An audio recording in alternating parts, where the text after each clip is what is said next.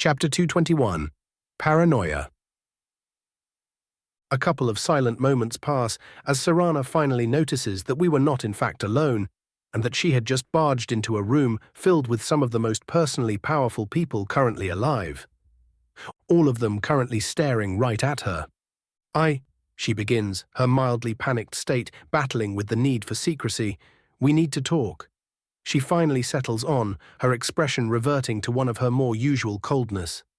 Anything urgent that needs dealing with? I ask, while pointing at my guards who had allowed themselves to calm somewhat due to my own lack of reaction, but were still very much brandishing their weapons at my unannounced guest.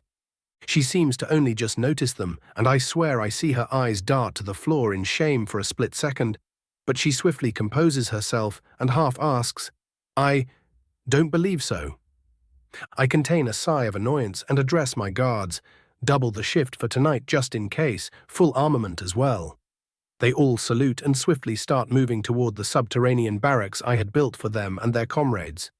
My second command naturally had them grabbing as many scrolls and potions they could reasonably carry, while also activating dozens of Dwemer spheres, which would then position themselves at every angle and create a massive kill zone around my home.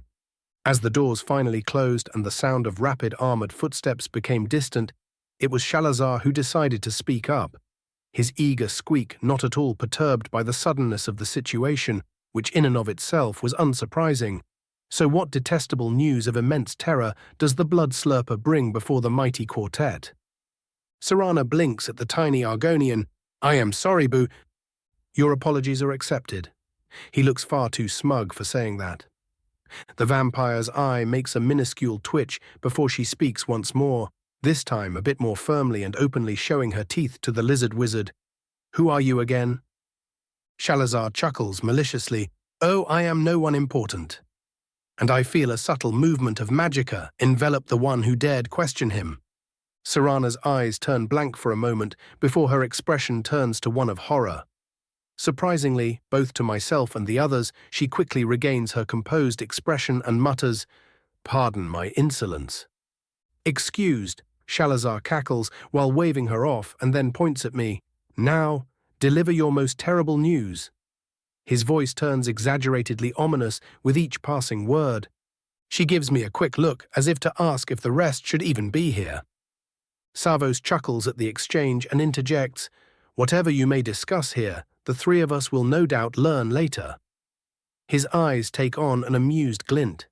"Besides, I am curious as to what kind of aid you are able to offer with this vampire crisis we find ourselves in." Tolfdir had long since turned completely silent, his fingers twitching ever so slightly to the point that I was able to notice it only due to my special sight. He did not seem to like dealing with vampires. Or maybe it was just this specific breed of vampire. I offer a silent nod of assent, and with a wave of my hand summon up a chair from the room's corner.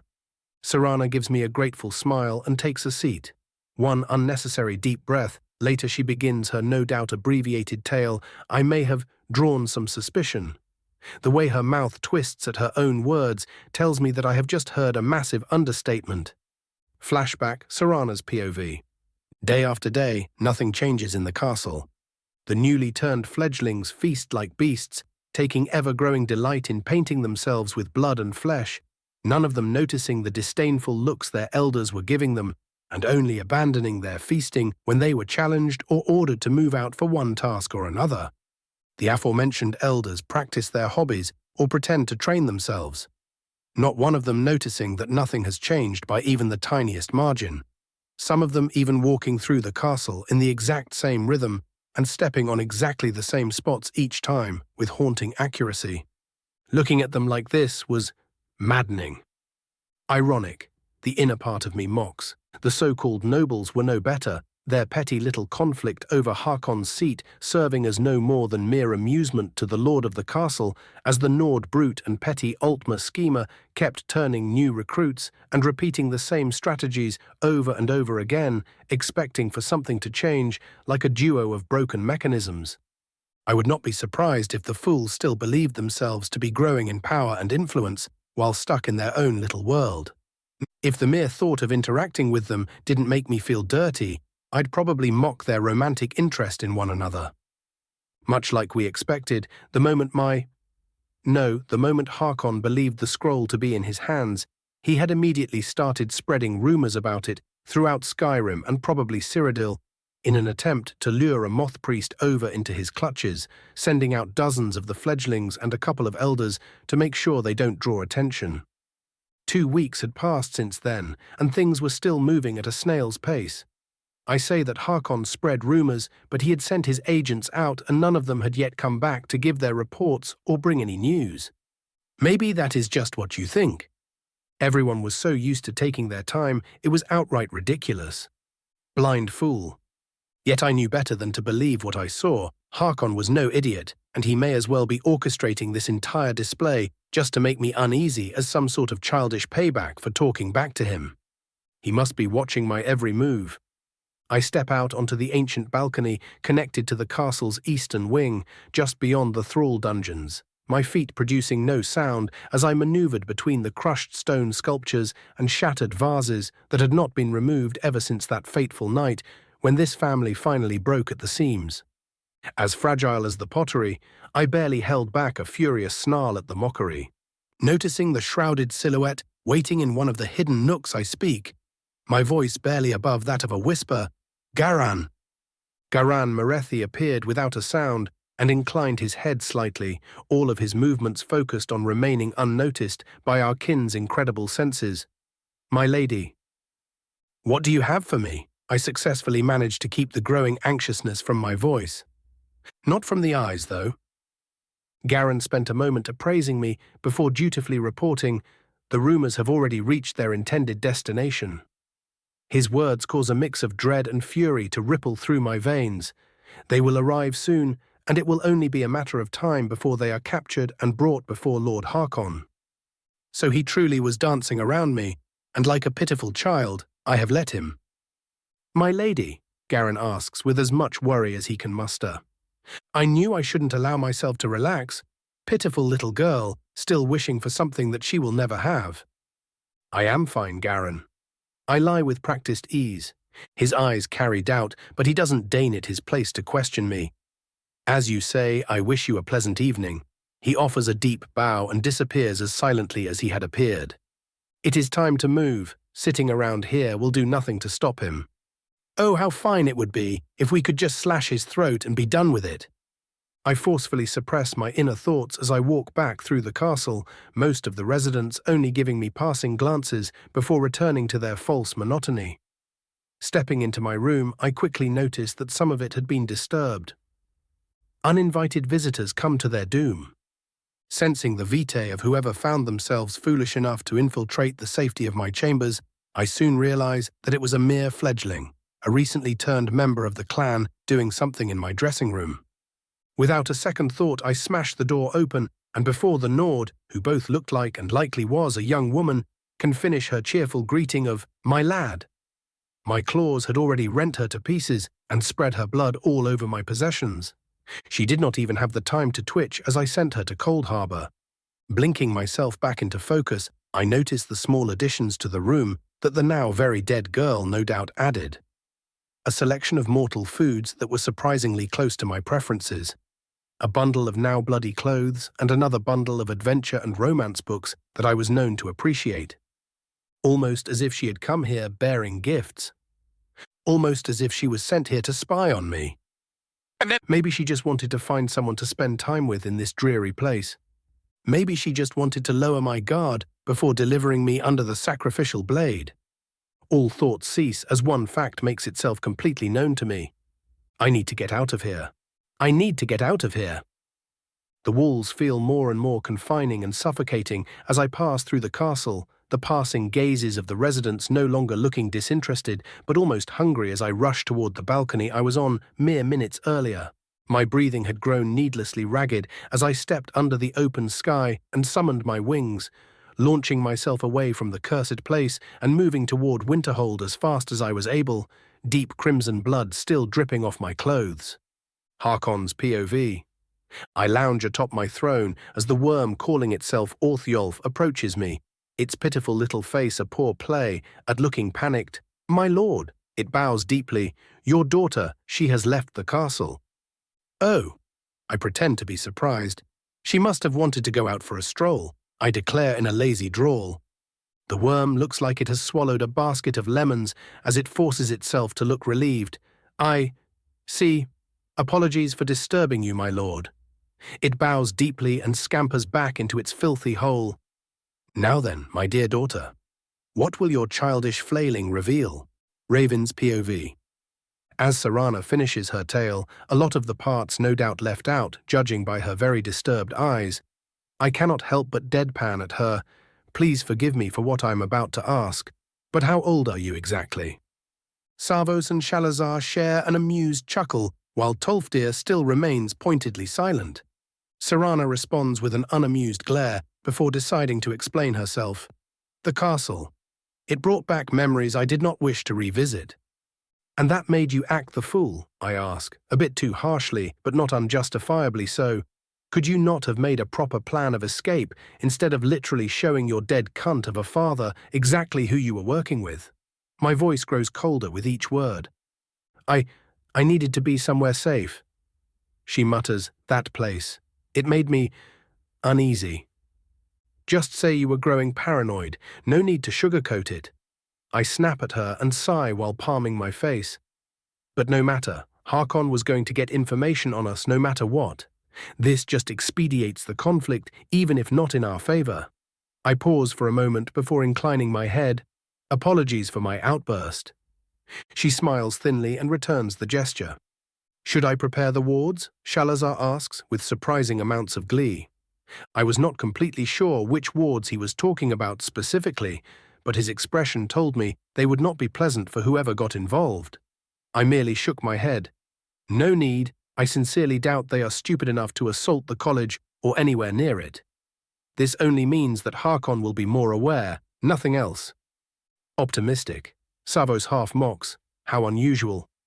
Quite. I roll my eyes and turn back to Serana, a bit of viciousness rising within me at her apparent stupidity, or lack of control over her mental instability. Whichever, seeing as you were so shaken by your visit home, why not join me on my upcoming enthusiastic little walk toward Markarth? That seems... She trails off before settling on sudden. Oh, it may be so. I nod reassuringly, hiding my true intentions with literal divine providence. I am going to be doing some investigating, and I doubt you wish to remain in a cramped space after your experience. So long as we do not have to face another army, I do not mind. She seems to have finally calmed down a touch, and a part of her is even eager to visit the ancient city. Oh, I assure you, my smile is all teeth. You will no doubt enjoy the trip. Shalazar, bursting into cartoonishly evil laughter, did not help her confidence in me.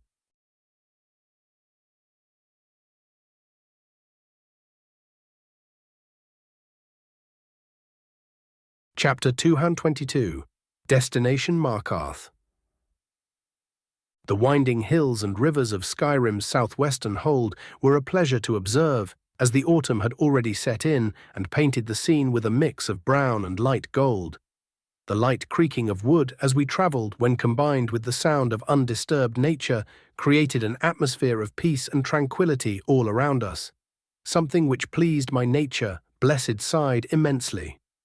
I took a calming breath and began sketching the whole thing, failing repeatedly and beginning anew over and over again, probably wasting multiple commoners' salaries in the process, but still stubbornly moving on in hopes of preserving a beautiful memory. When preparing for this journey across the province, I had finally opted to buy a proper carriage. Riding on horseback was fun and all, but even if I had the ability to constantly heal myself to near perfection with restoration, magic suffering unnecessary cramps was just not something I was willing to do if I could just throw money at the problem. Sat beside me was the ever-curious Aelor, doing much the same as I, just writing instead of drawing, and indeed wasting much less parchment in the process, while Serana, who was sat across the two of us, busied herself with studying an old alchemical account I got as a gift from Hakan when he realized just how potent the rings I gave him were. The potions and elixirs he could make now were genuinely terrifying to behold. Looking back down on the road, I observed the sextet of guards I had chosen to bring with me. All of them were riding the hardy Skyrim breed of horse and proudly wore the uniform I granted to all of my soldiers. They quietly chatted with each other, but still paid close enough attention to the road not to deserve a reprimand, so I left them to it. As for the rest of my little posse, Davos and Nightshade contented themselves with sitting atop the carriage's driver's seat. The duo spent most of their time delivering snarky comments at each other while directing the quartet of horses pulling the enchanted wooden box we were currently inside of. Indeed, I wasted no time in making sure that the carriage could resist even ballista fire, though not permanently. I am confused. Alor throws up his arms and lets out a yell of frustration, his bright blue eyes glaring holes into the highest quality political map of northern Tamriel available on the market that was spread on the desk at the carriage's center. I neatly folded my latest attempt at a proper landscape sketch and gave the young farmer a very harsh instance of side-eye before deciding to humor him. "Oh, would you like to regale the audience with what frustrates you so, Alor?"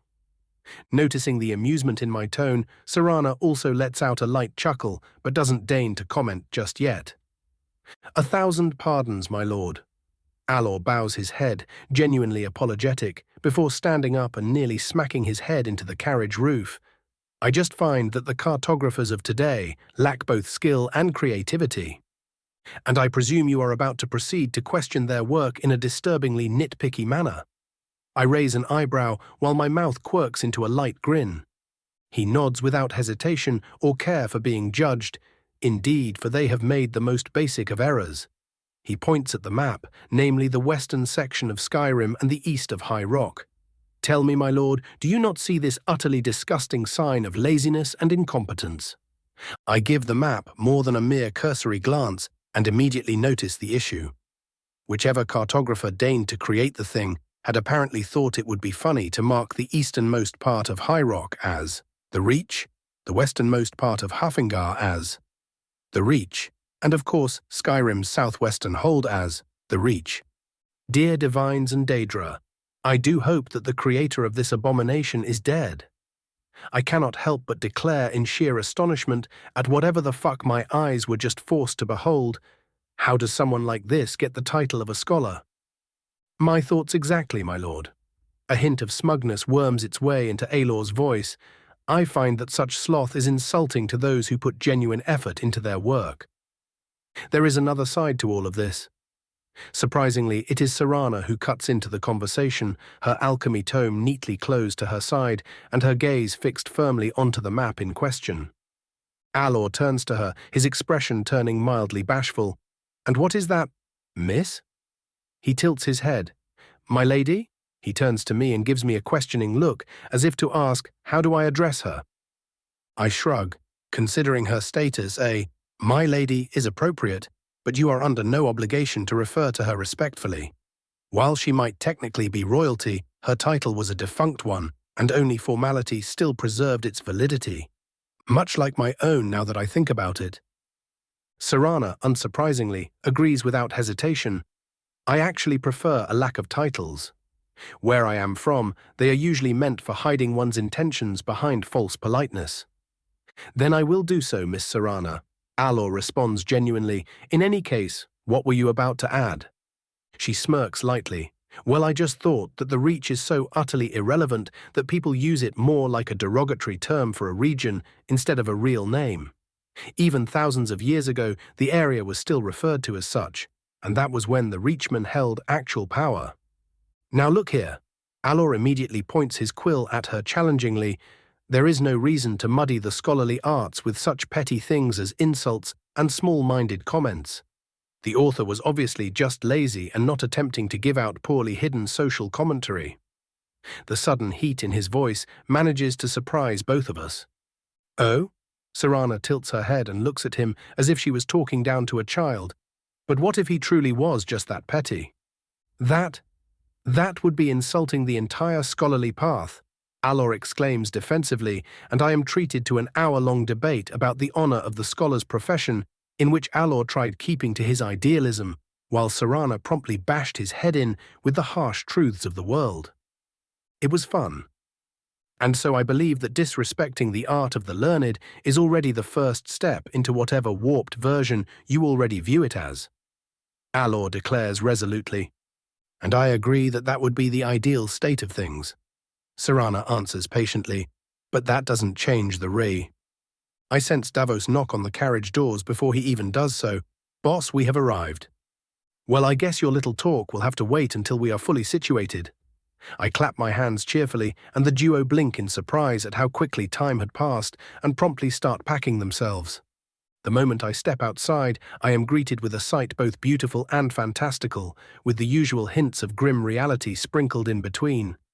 Tall, marble-like walls, barring the only entrance to a city quite literally dug into the side of the mountain. The dozen mighty artillery bastion-sized towers standing proudly with their polished Dwemer brass-like metal roofs gleaming in the slowly setting sun. The entire area in front of the city was completely clear of any obstacle larger than a simple wooden house or tent, creating a massive kill zone that would cost anyone who dared attack the ancient city grievous casualties.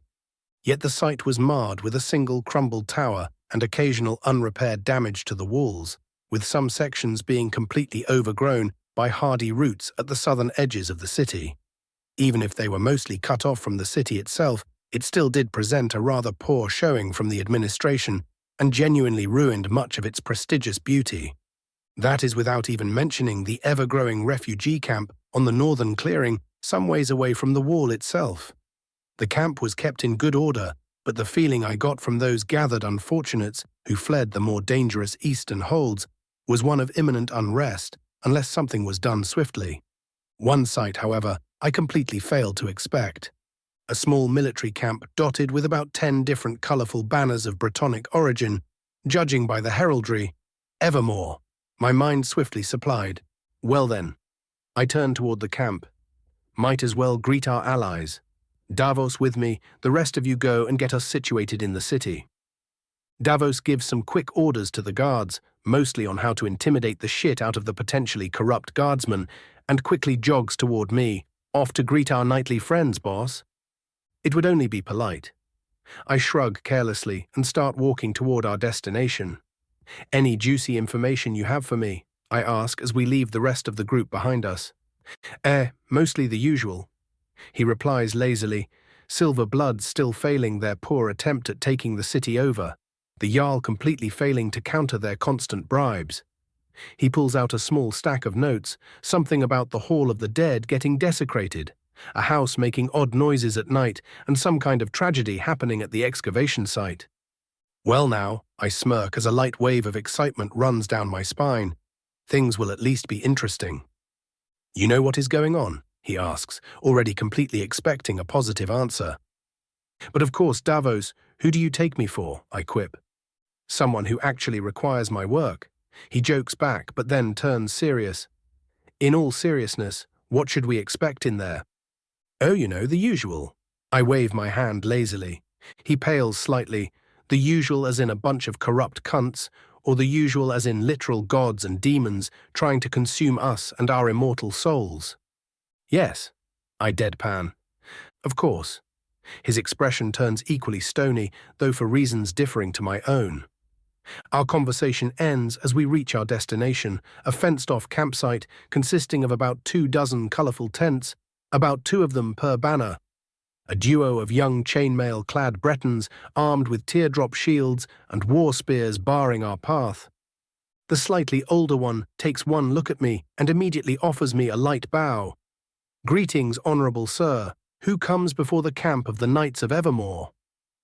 The Bretons were suckers for ostentatiousness and pageantry, so instead of answering, I merely gave Davos a sidelong glance, and he immediately straightened up and declared, Presenting Dagoth Raven, Great Lord of House Dagoth of Morrowind and Royal Court Mage of Skyrim. Seeing the young man still looking at him, Davos quickly added, and his retainer Davos of Windhelm. The guard nods at Davos and then glances at me again, and noticing the ceremonial sash that had long since turned into my sign of office, his bow swiftly turned into a much deeper one. We are honored to welcome such a person to our humble camp. Please follow me. I am certain that the Knight Commander will be ecstatic to meet with you. Lead the way, my good man. I give him a nod, and we soon find ourselves traversing the Breton camp. The first thing I notice is the obvious strength of most of the inhabitants. Those who showed none were most likely servants and followers here for maintenance and the like, but most of those present were stronger than a veteran legionary, with about 10 being far above said level, especially when it came to their magic, as many of them radiated signs of apprentice-level reserves. As we passed further, I concluded that the normal warriors were probably squires or men at arms of some kind, the man leading most likely counting himself among their number, while the truly powerful ones were the actual mage knights. Said knights seemingly being skilled enough to feel my approach, as many of their heads turned in my direction on sheer instinct, even without being able to see me directly. That bode well for our alliance. We were soon brought before the largest tent in the camp, one coloured in dark blue and a harsh bright gold. The banner of a crossed sword and scroll coloured in gold on a blue background hanging to the side and radiating the telltale signs of some kind of light restorative enchantment. A genuine battle banner? Got to get me one of those when I get back. The squire gave me another deep bow before telling us to wait and entering the tent, while the rest of the camp gave us curious but politely distant looks.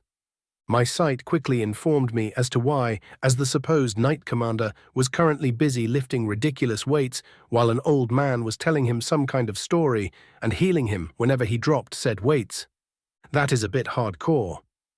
It only took the man a bit over a minute to clean up and grab some fine clothes upon receiving my summons, and soon a tall blonde Breton stood before me and immediately offered a legionary salute.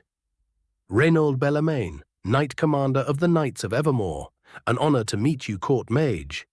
As you have no doubt heard, I am Dagoth Raven. I smirk at the young man. The honour is mine, Knight Commander. I offered a light bow in turn, but before I could continue with the pleasantries, I noticed an odd expression on the man's face. Is there something wrong? I skipped the entire song and dance and asked directly. The man's polite expression soon turned into one I knew all too well. I challenge you to a spar, he declared, and the old man that had stepped out from behind him held back a groan. He was one of those, huh? Chapter 223. Knights of Evermore. I slowly blink at the sudden challenge, more from sheer incredulity than any kind of surprise, and soon offer a swift deadpan, no. The powerfully built Breton immediately deflates and pouts, outright pouts. But why? I swear if the whiny voice didn't come from a very well-built man, I'd have thought I was talking to a literal child. The old man, a mage of some skill as I learned earlier, lets out a deep, tired sigh. Please excuse his atrocious manners, Court Mage. It would seem that the long road has taken its toll on him. He gives the young knight commander a pointed stare, to which the man merely huffs. I find that these politeness and propriety you keep yammering on about are only good for worthless courtiers and corrupt advisers. The young man states firmly, I find that the best way to know someone is by crossing swords, and you, Court Mage, give me the impression of someone worth knowing. Many of the other knights had already gathered as the conversation went on, most of them showing either bemused or annoyed expressions at their leader's shenanigans. You do realize that I am not a knight like yourself? I raise an eyebrow. He chuckles, and his jovial tone turns a tad darker, though still remaining one of praise. No simple mage is known to wade through ranks of filthy heathen reachmen and leave naught but blood and guts behind him. You do realize I am technically a heathen as well? My lips quirk into a challenging smirk. Indeed. The Breton nods and asks with equal challenge, but are you filthy as well? We both stare at each other, and I decide to be the first one to break it as I let out a dark chuckle, soon followed by my host and many of his comrades. I do have business in the city, but I guess the Jarl won't mind a small detour. I straighten up, absently realizing that I was indeed taller than even the mighty knights of High Rock now. Very well then, Sir Reynold. You will have your spar, but I expect a full report on your recent operations. I might as well get something out of this. I can see the inner conflict he has as he weighs paperwork against a fun fight, but his interests swiftly win out as he shakes his head sadly. The things I must do for a good bout. The sigh that follows is a bit exaggerated, but a moment later he instantly brightens up. Come on then, let us battle. Davos's POV. I suppress a tired sigh as Boss and the brat march over to the training yard, all of the other knights following behind them and muttering amongst themselves about rumors of Lord Dagoth's prowess in battle. I was simply tired by the constant drama that seemed to always follow my employer, though a thought did enter my mind as I followed after them. Did the fuckers not believe our introductions after all? Was this some kind of test? The old mage, who I presumed was the knight's magic teacher, failing to suppress his own groan, tells me that the issue is far more simple than that. We share a quick suffering look, and as one decide to walk side by side. So this is just the usual for the kid, not some poorly hidden attempt at testing us, I ask, keeping the annoyance from my carefully neutral tone. The old man scratches his long beard and chuckles. Oh, not at all, Sir Davos. Would you look at that, the noir knows the proper term of address. The old man continues without pause.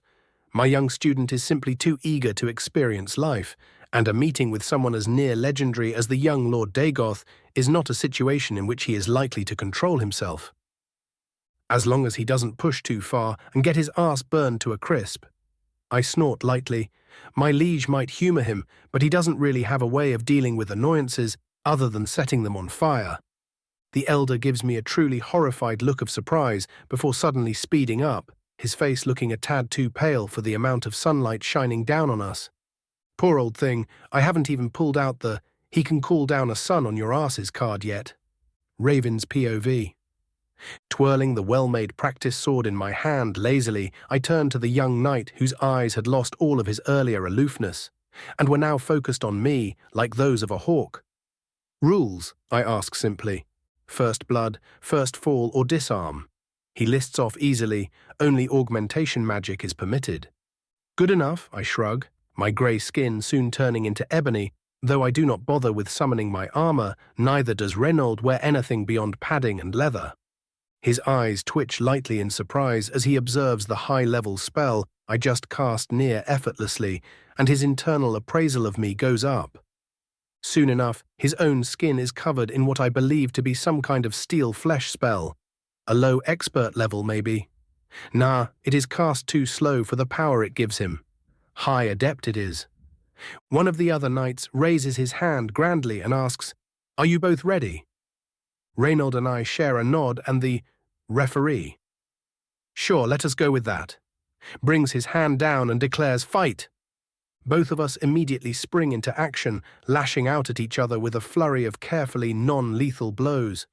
Reynold swings his blade with both hands, his strikes forceful, yet also done with a surprising amount of finesse, immediately forcing me on the defense as he kept battering and redirecting my own blade as if he was stuck in some kind of elaborate dance. A rather brutal and lethal dance, but the point remains. I take a low stance and focus on either dodging or deflecting with my one-handed sword, delivering bone-shaking counterattacks whenever I am presented with even the smallest opening, both my strength and speed far surpassing that of my opponent. Yet imagine my surprise when the boy still managed to push me back over and over again, his sheer skill and instincts allowing him to, with some effort, genuinely outfight me in an exclusively melee battle. But the world should have learned by now, I am one petty elf. Davos's POV. The kid is actually better. I blink in surprise as I see him push Boss back with repeated feints and rapid strikes. I'd expect this kind of thing from a Redoran swordmaster and not some Breton brat, but the world is vast, as they say. Unfortunately for the kid, it is just then that I see Boss's eyebrow twitch in frustration. "And there he goes," I mutter, loudly enough for my current companion to hear as the old man immediately gives me a panicked look, nearly breaking his neck as he snaps his head toward me. "Is the young lord in danger?" he questions urgently. Deriving no doubt unhealthy amounts of amusement from his panicked state, I wave him off lazily. "Don't worry, I was joking. Mostly." The last part I make sure to mutter inaudibly. The old man grumbles something irrelevant to himself and focuses back on the fight, causing me to look back as well. The boss, if anything, knew how to break someone when he wished, and that was always satisfying to watch. As the kid goes in for another overwhelming swing, Boss suddenly crouches and with a rapid twist kicks the kid right in the chest. sending him skidding back while launching himself backward as well, creating a great amount of space between the two of them.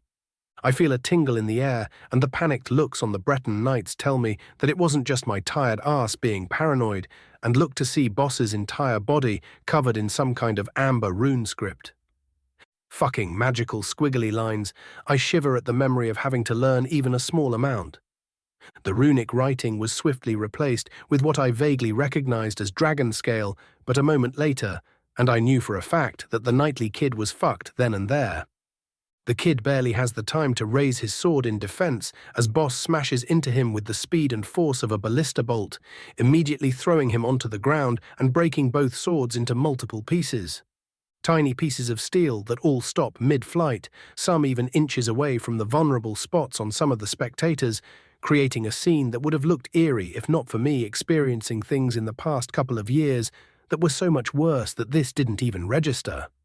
The silence is broken by the astonished murmuring of the knights and squires as Boss approaches the thankfully still-breathing kid. Raven's POV. Satisfied, I ask the laid-out Reynaud, only allowing a slight bit mockery into my voice. He looks up at me, still breathing heavily. That was... The way he trails off causes me to raise an eyebrow, expecting him to call me out for my lack of fair play. Exhilarating.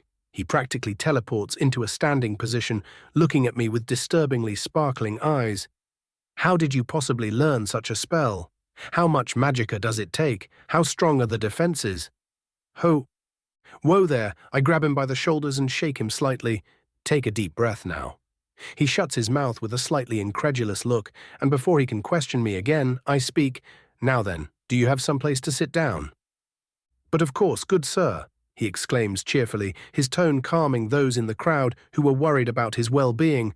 Come with me and regale us of your deeds. The sun had long since set as Davos and I spent our time mostly listening to Reynaud speak about his training and past deeds. And oh boy, did he have a lot to talk about. For someone younger than myself, biologically, he had participated in nearly as many dangerous things as I. Just around his home city of Evermore.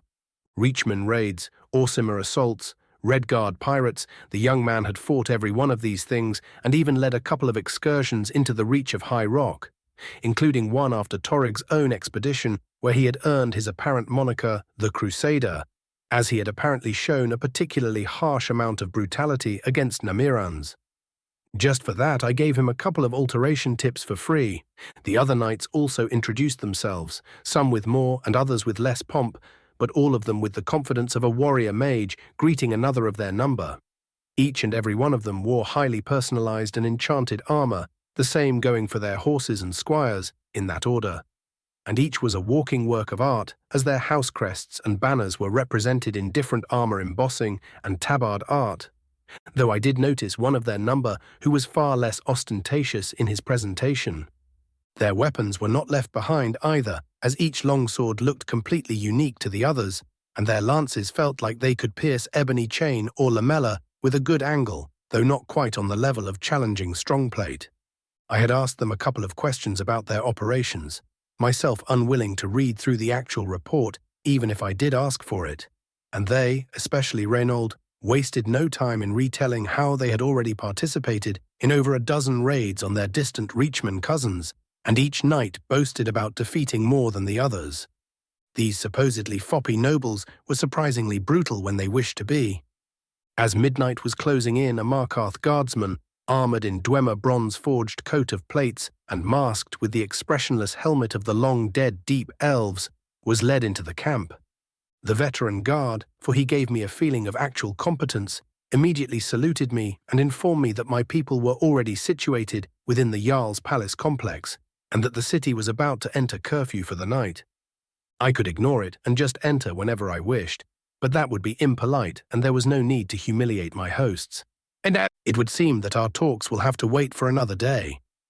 I diplomatically inform Reynaud, much to his obvious disappointment. Apparently all it took for the man to start liking you was kicking his shit in. He and Durek would become fast friends, no doubt about it. It was our honor to host you, court mage. Reynaud bows lightly. If you have need of our services while you are in the city, do not hesitate to ask. The Knights of Evermore will rush to your aid without fail. The rest of the knights also let out a smattering of approving noises, with some of the more enthusiastic squires rhythmically banging their spears upon their shields. You have my thanks, and I offer the necessary pleasantries, but then my voice turns slightly dangerous. I assure you, you will have every opportunity to fulfill that promise. I left the large tent after seeing the eager glint in Reynald's eyes, Davos stepping into my side, but a moment later as we followed the guardsman who led us to a small detachment of his fellows, and then into the old city. The first thing I observed upon entering through the massive brass gates was the beautiful terraced architecture, making it seem almost as if the buildings were stacked upon each other, yet remaining artful and open to the clear night skies. The second were the magical auras of the place. A deep feeling of decayed hunger came from beside the palace, its origin immediately bringing a disgusted twitch of my mouth and the inner promise of violence. And so the cannibal dares show itself again. The second was a well-hidden but utterly dominating presence somewhere to the city's east, something I would no doubt face if I continued down my planned path. Rarely is a thing more satisfying than cracking a rapist's skull. And the last, but most assuredly not least, was the lingering presence of two eyes of a stern and bloodthirsty warrior, firmly planted on my shoulders. Well now, I muttered cheerfully, I wonder what she might want. The guards failed to hear my ominous words, but they were not intended for them. Davos gave me a despairing look, his eyes wordlessly bombarding me with all of the insults welling up in his soul, before he simply sighs in defeat and mentally prepares himself for what was to come. Chapter 220. Understone Keep. Within Understone Keep, the ancient palace of Markarth. I dearly hope that the accommodations provided were to your liking. Igmund, the Jarl of Markarth, raises his expensive glass cup conversationally, while offering me a polite if somewhat strained smile. I was summoned to his keep the first thing in the morning, and the Jarl insisted I join him for an early meal. The man was still very happy for my deeds against the Reachmen, and wasted no effort in showing this appreciation by showering me with petty gifts. He still completely failed at hiding the deep tension that had sunken its claws into him. Understone Keep is certainly one of the most unique palaces of Skyrim. I answer neutrally, the proximity to a deep and yet unexplored Dwemer ruin is no doubt a source of much headache, but even more prosperity for your house. Igmund lets out a mildly exasperated sigh at that. My ancestors were wise to leave the ancient city well enough alone, but my current court wizard is obsessed with the damn things. He huffs. He spends more time tinkering with machines instead of doing his job. His wife, an imperial by the name of Camellia, who was very poorly attempting to gauge my intentions with her hidden looks, lightly taps his shoulder. Come now, my dear. There is no need to bother the good Thane with your annoyances. He is already busy with many other things, no doubt. She gives me a pointed look. Uncaring for propriety, I snort. So much for subtlety. The woman looks almost scandalized by my reaction as she covers her mouth, something I have no care for. In other words, you wonder what I am doing here? Yes, the Jarl's wife states firmly, the naive fool. Igmund inhales slowly and grits out, likely hoping to go unheard by me. Now is not the time for your probing, Camellia. He goes to say more, but I cut him off. Problems in the city, I ask, my voice tinged with cold threat. Now that they have failed at even amateurishly hiding their issues from me, I decided to strike at the heart of the problem. The woman scowls, but Igmund gives her no more space to dig the hole she had opened up by speaking. He takes a calming breath while covering her hand with his own and pressing it lightly before speaking. While there are certain issues cropping up within the city, I assure you that everything is under control. Jarl Igmund. I let out a sigh of annoyance, lightly startling the duo and drawing the gaze of the Jarl's housecarl, who went by the name of Feline. You are aware of the rumors going about that I am capable of detecting lies, yes? He grumbles something but wisely doesn't take the bait. I assure you that said rumors are anything but. I completely ignore his astonished look and continue without pause. So kindly cease your attempts at deception and tell me what is going on. It takes a couple of minutes of him staring at his table while his wife glares at me with feminine fury before the Jarl finally looks up. his tired eyes openly showing all of his frustration. The Silver Blood clan has slowly been getting more and more influence across the city, and I can't dedicate any more of my time to reining them in due to the constant forsworn raids that I have to deal with. The traitors plan to oust me while I can do nothing but guard my people. The Knights of Evermore not enough to stop the raids? I ask with a raised eyebrow. While our honorable friends from High Rock are formidable warriors, they cannot be everywhere at once. The Jarl explains diplomatically, but his meaning is clear. The Silverbloods are Stormcloak supporters, no? I question after a moment's consideration, reclining back into my seat and summoning up a cigar while doing so. Igmund lightly blinks at the sudden appearance of magical blue smoke, but quickly files it into the eccentric mage things part of his brain. They tell anyone who can be convinced to listen that they are loyal subjects of the Empire, but it is well known that they would jump at the opportunity to take the Jarldom should Ulfric ever manage to take the city, and even help him in doing so if they got the chance. He informs me mechanically, but hidden behind his droning voice is a raging fury chomping at the bit to slaughter his enemies. I hum while pretending to consider the implications of all that. The Silverbloods taking over would just be plain stupid, but so would allowing them to remain in any kind of powerful position while the war is still going on, which leaves only one option. Very well then. I straighten up with false reluctance in my voice. I will help you deal with them. You will? Igmund nearly shouts in surprise, while his wife gives me a look of genuine shock. Yes, why wouldn't I? I deadpan. I mean no offense, Flame Tongue. Igmund raises his hands diplomatically. It's just, don't you have other more important things to focus on? Once more I hit him with my harshest possible deadpan. Why do you think I am in your city? Oh, just tell him what you are doing already. Camellia loses all of her patience, much to her husband's visible terror. I let out a rumbling chuckle. Very well, madam. I am here on something of a Daedra hunt. I immediately interrupt any potential questions. I will not be telling you anything about that until it has been dealt with, but rest assured that I have plans for all of it. I see. Ingmund, is my city in danger? He asks after a long and pregnant pause. I tilt my head and consider for a moment before shaking my head.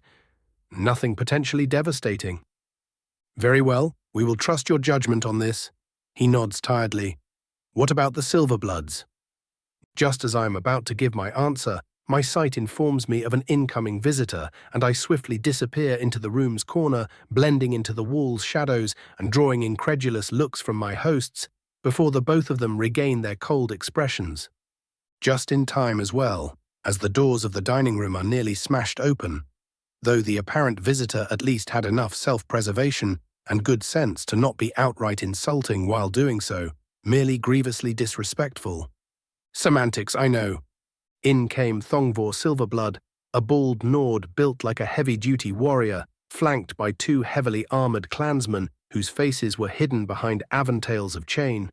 His eyes zeroed in on those of the Jarl, and instead of offering a proper greeting, he merely bobbed his head by a tiny margin. Ingmund. Jarl Ingmund. The Jarl's housecarl interrupts with steel in her voice while palming the hilt of her orichalcum blade. Apologies, my Jarl. He bows a bit lower this time, though not without adding a mocking undertone to his greeting. What is it that you want, Thongvor? Ingmund impressively keeps his temper in check, even if I can feel his desire to bash the bald man's skull in with his silverware. Nothing in particular. Thongvor answers cheekily, I am just here to inform you that we have managed to repel another forsworn raid that your incompetent guard has once again failed to intercept. Yes, I am certain that your clan has once more proven its glory to the hold. Ingmund drones coldly. Was that all? Seemingly surprised by Ingmund's uncaring facade, Thongvor narrows his eyes. You are hiding something. I am certain that I have not yet woken up fully, for I could swear I just heard you question your Jarl, Thongvor. Ingmund tilts his head, his aura brimming with the desire for violence. I am sure you are not quite as stupid as to do just that. Of course not, my Jarl, Thongvor grits out. A good day to you. He bows again and leaves, his guards following after him and swiftly closing the gate behind them. Cheeky little fucker, no? I appear in my seat once again, a half-burned cigar still stuck between my fingers and my face betraying no opinion on what just happened.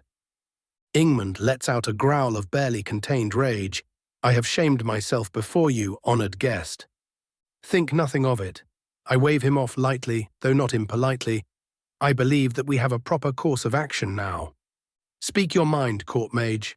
His hands grip the table so hard I can hear the wood creak. All the while his wife tries to calm him down by laying her hand on his shoulder. Firstly, I am going to need you to compose yourself. I point at him and he starts taking deep breaths. Secondly, I have but one question. Another deep breath, ask, he says. Did you know that the Silverbloods are the ones behind the forsworn attacks?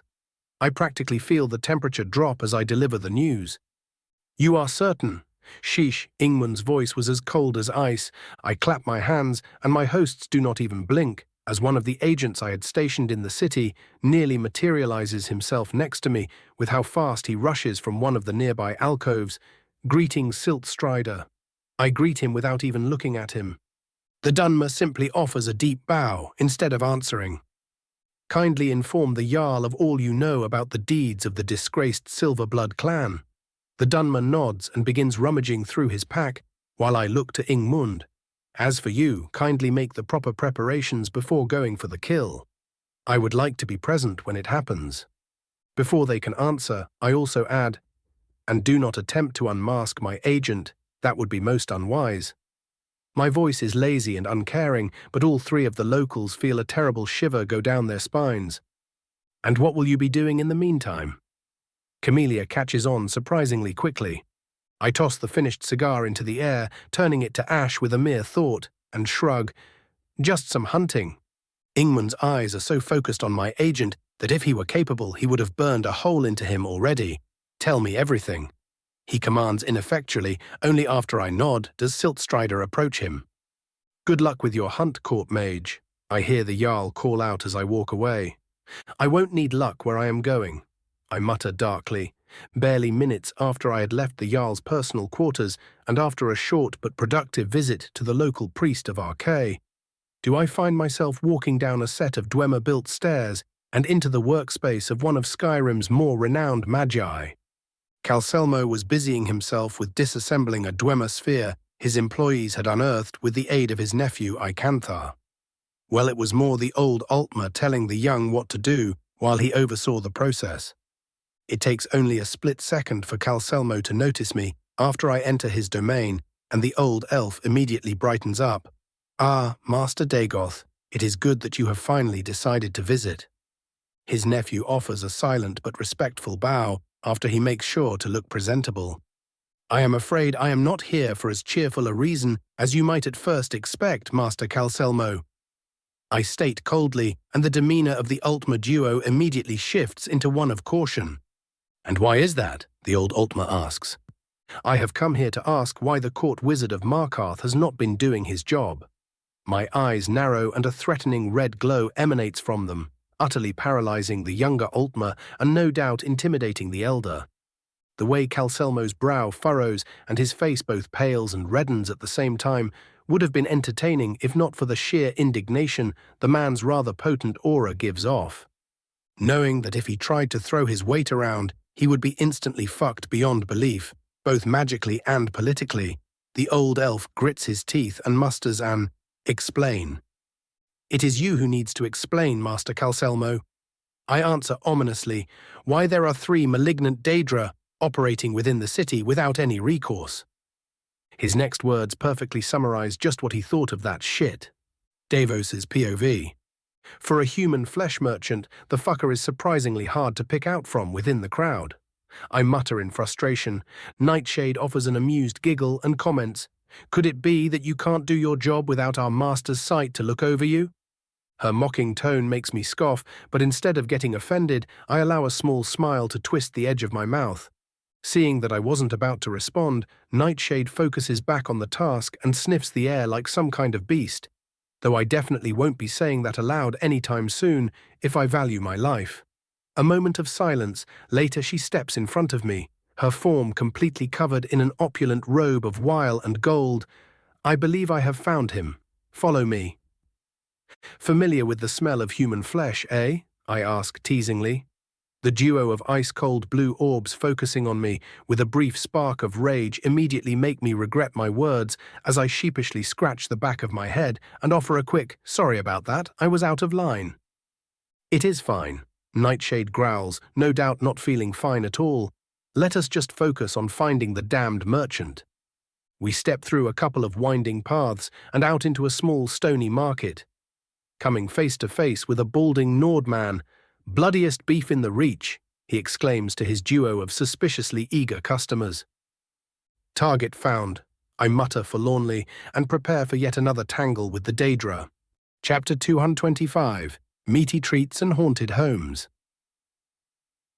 Hours pass as we keep observing the so-called beef merchant, many of his customers just as eager to get a specific order as the duo we observed earlier. That and Nightshade's sense of smell pretty much confirmed that the man was a member of the local Namiran cult we were sent to hunt down. Because of course, Boss suddenly wanted to multitask hunting down Daedric cults and sent our stupid asses after the cannibals.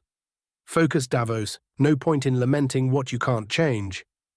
I give myself a mental shake and return to my observation. While I was busy gathering intel the practiced and professional way, Nightshade made an attempt at the good old-fashioned one. "How have the prices been since the war started?" she asked an older woman selling vegetables nearby, her voice surprisingly expressive when compared to her usual aloofness. "Oh, it has been terrible, dearie."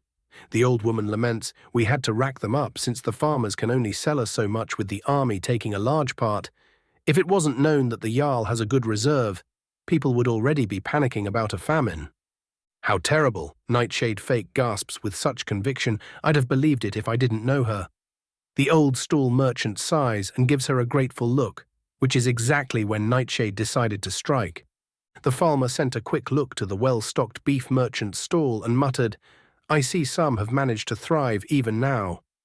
The old woman scoffs loudly, "Oh, that bastard Hogni has always managed to keep his stock full. Probably grabs cats of the street and sells them to his idiot friends." She mutters darkly. His customers seem eager, though. Nightshade adds curiously. "Bah!" The vegetable merchant nearly spat, quickly pulling back into the cover of her stall when she realized she was drawing stares. A moment later she added, "The fools probably know damn well what they are buying and are just playing the part." "I see, thank you for the talk." Nightshade offers the woman a disarming smile. "A bag of potatoes, please." Understanding that their conversation was over, I focused back on the cannibal himself, just in time to hear him whispering to another eager customer of his, "Another feast has been prepared for tonight. A special one indeed." I can almost feel his teeth gnash with unnatural hunger as he speaks. A brunette Nord woman covers her mouth, outwardly looking intrigued, but in truth hiding her drool. "And who will be our guest for the night?" "His Eminence Verulus himself." Hogni Redarm mutters hungrily. "He has been snooping around too much, and Aola feels that he has earned himself a place on our table." "The priest of Arche," my mind supplies. "Oof-foo-foo-foo." The woman laughs ecstatically. "Same place, then?" "Aye." Hogni nods and then finishes packaging the woman's order and says far more loudly, "Here you go, ma'am. Finest beef in Markarth." I tune out the rest of their conversation just in time for Nightshade to approach me and ask, "What is the plan?" "No need to complicate it." I shrug. "We get the sworn guards, Serana and Alor, and then follow the cannibals when they leave for their destination, preferably before they eat the priest." "And if they are protected by their patron?" Nightshade asks darkly. I sigh and suppress a shiver that threatens to run down my spine. Then I will simply ask my own for aid. My former friend nods wordlessly, and we spend a few more minutes watching our target, only moving away once a crowd passes us by and we seamlessly blend in with them.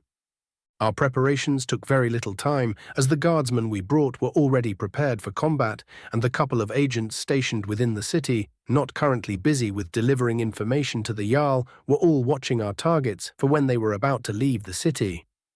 Alor and Serana were busy being bookworms in one of our residence's corners, but they knew to be prepared for the upcoming trip, and I doubted either of them would attempt to escape the upcoming mission. Sometime around midday, I saw Boss pass by our residence, followed by the old Altmer court wizard. He didn't even look at me as he passed, but he did point the thumb of his left hand upwards from where the Altmer could not see him do it, thus signalling his approval of my plan. A paper soon flew into my hands on accident, carrying the news that the Namirans were robbing the local Hall of the Dead, and that could be used to track them down. Thank fuck I have to deal with the cannibal and not the rapist, I hypocritically thought with disgust churning in my stomach. A moment later, I saw Serana walk out with a deep frown on her face and stiffly fall in with Lord Dagoth, who looked incredibly smug for obviously cruel reasons. And there goes our heavy hitter, Webweaver, damn it.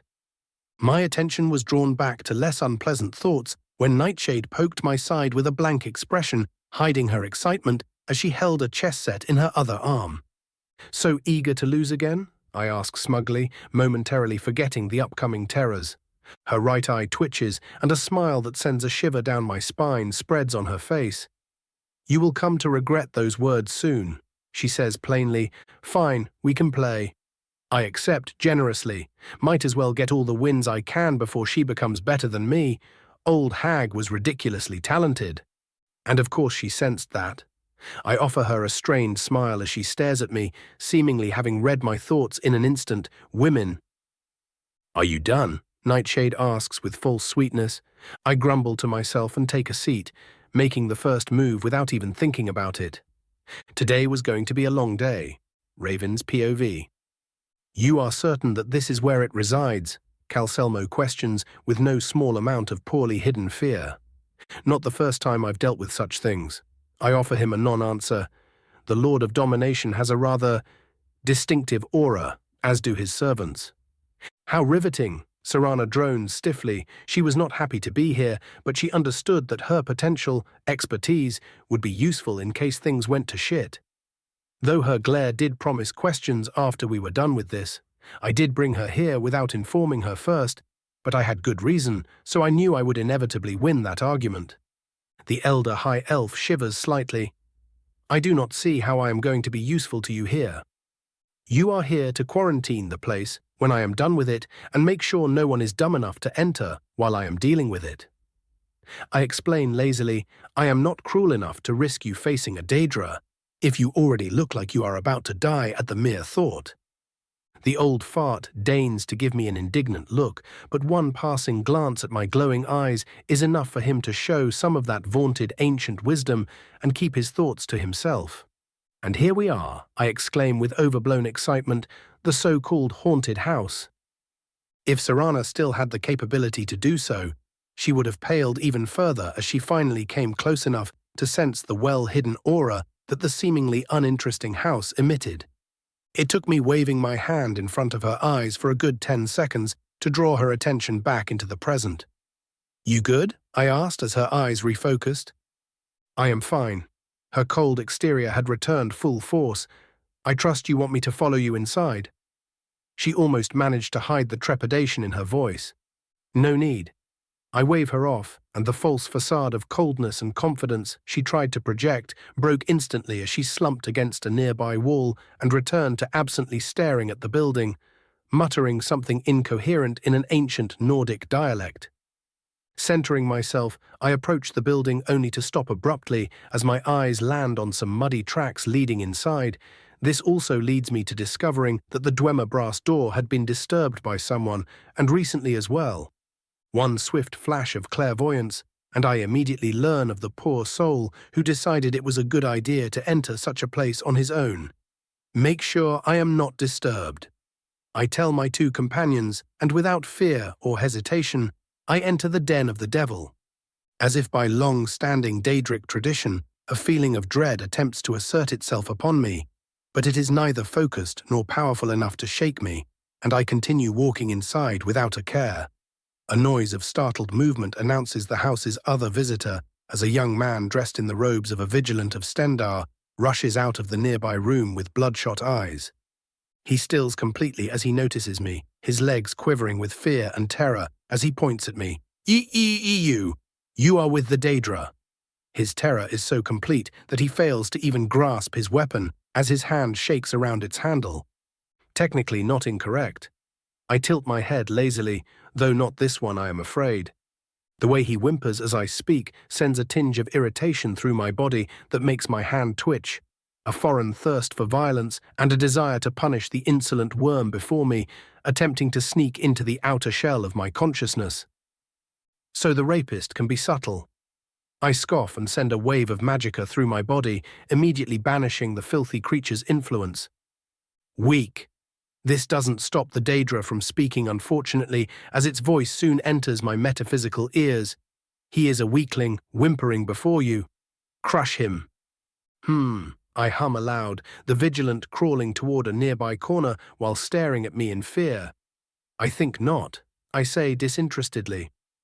A moment of stunned silence passes as the Daedric prince is seemingly completely surprised by my refusal before it is replaced by a shrill roar of incoherent rage. You will do my bidding, mortal, or I will forever imprison you in this pathetic hole. I raise an eyebrow in the general direction of the shrine of Molag Bal, staring directly into the source of the Daedra's presence, and simply ask, "Bitch, do you have any idea who I am?"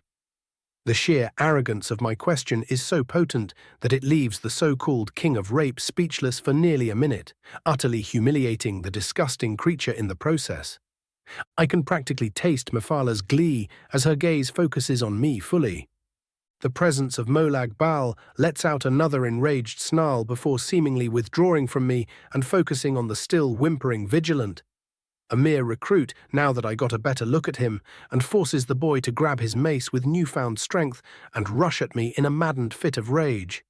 His sudden explosive speed, which no doubt rent his muscles to tiny bits, would have certainly frightened even your usual powerful mage, but I merely gave him a contemptuous look before riding a nearby shadow to his side and delivering a powerful smack to the back of his head, immediately knocking him out.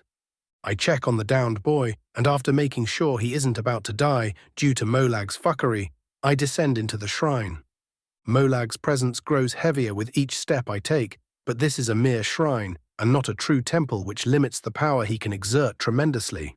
The insultingly ineffectual commands of "obey" and "bow before me" are a constant as I pass through the small maze of doors and tunnels.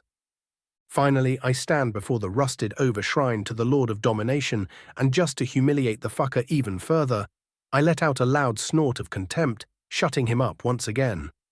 The bigger they are, the harder they fall, no? I ask mockingly, while observing the ward containing the shrine and the mace floating at its center. "What are you trying to do, mortal?" Molag asks, far more composed than earlier. "Fuck you over." I tell him honestly, there was no need for subterfuge here.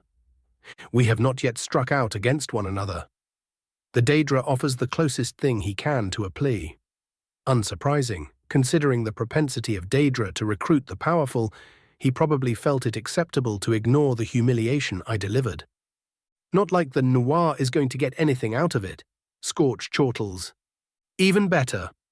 I send a feeling of smugness toward my bird boy. And I tilt my head while finishing up my scan of Boethiah's ward.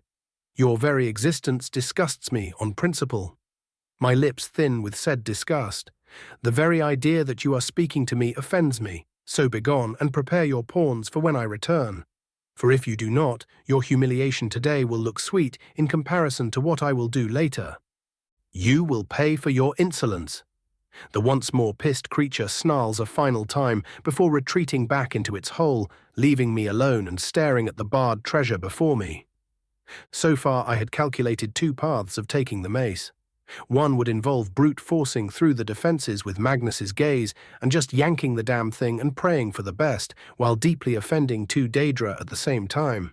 The second involved dealing with the priest of Boethia that had set up the wards around the shrine and making some kind of alliance with him.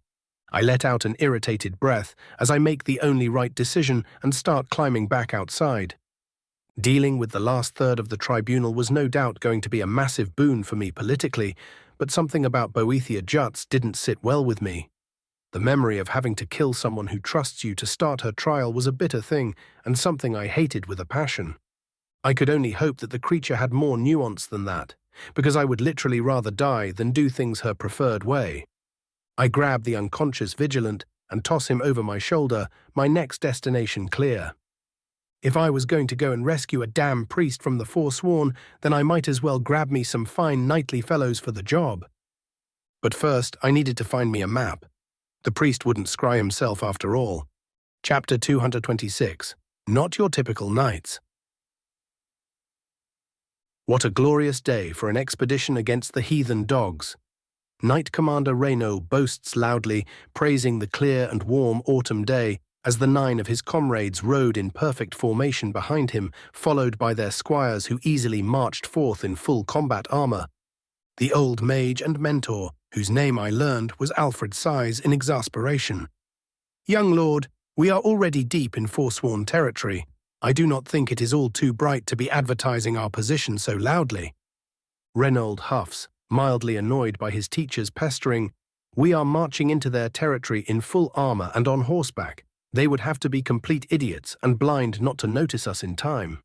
He gives me a conspiratorial glance. Besides, the honorable court mage would warn us if we were spotted. "Figured that out, did you?" I ask with some amusement, ignoring the old man's grumbling. It was pretty obvious in hindsight. Reynaud shrugs, but I can hear how impressed he is by what he discovered. The way you would always know where I was about to strike went beyond merely being skilled enough to predict my next move. "You have some scary intuition." I praise lightly and turn my eyes back on the road while Reynaud raises his nose into the air, his pride evident to all. Recruiting the Knights of Evermore for my little rescue operation was as easy as walking up to Reynaud and asking him. That was literally it. It took the young man a minute to get everyone into preparation mode, and we were marching before the hour was out. Locating the priest of Boethia was a simple affair as well. All I had to do was ask Igmund for information on all known Forsworn strongholds, and then just spend a metric fuckton of magicka scrying for the priest. Needless to say, I had his exact location within a couple of seconds. And so it was that, accompanied by the knight's full complement and Serana, I left Markarth and headed east, toward an old ruined fortress that went by the name of Broken Tower Redoubt. Now, it would take us about a day of travel to reach the place, and that was without camping on the way. But it was better than rushing a fortified position with only the 12 of us, while the foot squires still trudged behind us. Even if something told me I could probably solo the whole place on my own, and so could Serana for that matter. Enjoying the ride, I turn to my vampiric companion. She sends me a light glare before seemingly relaxing. "Anything is better now that we have left the city." "That bad, huh?" I wonder aloud. "And what did you expect?" She practically hisses, though too quietly to get noticed by the knights. "I wasn't even close to prepared to face that monster." A bit of fear, yes. I nod lightly, trying to signal my understanding, but also fury and hate, the desire to avenge yourself and destroy that which had hurt you. Now my voice turns just a tad disappointed. One must strike back against the world when it attempts to drown them in its misery. Her eyes narrow, her glare becoming anything but light. "And you think it is so easy?" She questions snippily. "Oh, why don't you just get over your fears, Serana? It isn't like a literal god is the source of them." "You seem awfully talkative today," I comment suddenly, easily redirecting the conversation with the slightly unstable vampire. And just like that, all of the fire leaves her as she huffs and mutters, a bit brokenly, "You try keeping your composure when someone scares the living blood out of you." "Ah, but that is where you are wrong, my dear friend," I proclaim grandly. "By, at the very least, standing your ground, you have already taken the first step in facing your tormentor." And without waiting for an answer, I rode up to Reynaud, who had gotten deep into conversation with one of his comrades, soon drawing me into his talk about sword types, 2 ancient eyes looking at me with a mix of confusion and frustration for many a following hour. A bright campfire crackled in the dark night as my companions and I huddled close to its warmth. I keep forgetting how cold Skyrim can get. One of the knights comments with a shiver. Reynaud lets out an amused chuckle. "Ah, but my friend, the cold is merely here to temper us both, body and spirit." He raises his hand boisterously. "You weren't this enthused by the chill when you caught a cold a week back." Old Alfred perfectly delivers some fatherly mockery, making Reynaud blush with embarrassment. "I am curious," I speak up after some comfortable silence. "How does one join your knightly order?" "Considering your options, court mage?" One of the nearby knights japes. I offer him a wry smile and shake my head. No, I am just curious, sir. Abelard Westford. The Breton knight inclines his head. At your service. This knight was the only one among his comrades who didn't wear ostentatious armor, even if his set was just as functional, leading me to believe that there was something of a divide between them, of which sort I would no doubt find out. Receiving my own nod of greeting in turn, the man speaks once more. As to your question, a vast majority of our recruits are of a more noble stock. Those with the necessary strength both of will and of pedigree are the ones that usually grace our chapter hall. But not exclusively, I ask, purposefully staring at a group of slightly less handsome or well-groomed squires huddled around their own campfire and then turning straight back to Abelard. Of course not. We are not barbarians. Abelard huffs, only half joking, and utterly failing to hide the hint of bitterness from his voice. Any young man with enough magical and martial potential can attempt the knightly trials. He seems to be praising the rules, but I notice a twinge of disgust in his eyes. Reynold reads the situation immediately and adds with a bit of shame, lacing his tone, "While it is true that our recruitment is available to all, I will be the first to admit that those of noble stock hold every advantage over their less fortunate kin." A couple more of the knights, including the commander himself, also show their distaste at the practice with almost perfect synchronicity. I give them a calculating look over, and realizing how serious they were, I ask, "If you all hold such distaste for the practice, why allow it?" Surprisingly, it is Alfred who speaks up. I am afraid it is not that simple. He chuckles dryly. High Rock is a land of tradition, and said traditions had dug themselves deeply into the minds of our people. It is also the reason why you see no women amongst our number, even though Skyrim clearly shows us that women can be great warriors indeed. His lips thin in distaste. Attempting to change something in High Rock, I am afraid, is nothing but folly, unless one is a living legend. A wave of determination passes throughout the gathered knights as he stops speaking. I see. I re-evaluate the outwardly foppish warriors in my mind. I hope you succeed in your quest then. Many of them, especially the common squires, smile at my supportive words, and soon after we trail off back into inconsequential topics. It was an hour after dawn that we stepped out into a clearing between two sharp cliffsides. An old Nord fortress, dilapidated by age and many a recent attack, was dug into both hills, and its two ends were connected by a duo of stone bridges. The structure was in fact not a fortress, but a duo of interconnected keeps, meant to stop anyone from passing between the two larger regions of Markarth it guarded. The once mighty pass was now guarded by hundreds of fur-clad barbarians, many of their number armed with bone-crafted bows and no doubt stolen arrows. The moment one of the taller towers fell into my view and the faint aura of my target shuddered under my gaze, I knew I had found my destination. An intimidating sight, to be certain. Reynold comments from atop his heavily armored steed, his voice showing none of the supposed fear or intimidation. "Uh-huh," I deadpan, already seeing about a dozen ways I could just strafe the entire fort and turn it into a pile of flaming corpses. Instead, I look back to the knight and ask, "How do you want to do this?" "We charge," Reynaud says with such certainty it actually took me a moment to realize what he had just spouted. "I am sorry." I blink and slow my words as if I was talking to a child. "But you want to charge a fortress? On horseback?" "Yes." He nods, utterly unmoved by my tone. Before I can inform him as to how utterly stupid that was, he points at one of the crumbled parts of the wall. "See that crumbly bit there to the right?" I squint unnecessarily. "I do, it is short enough to jump over, but I still don't see you surviving the attempt." I cup my chin. "Although, you lot are alteration mages."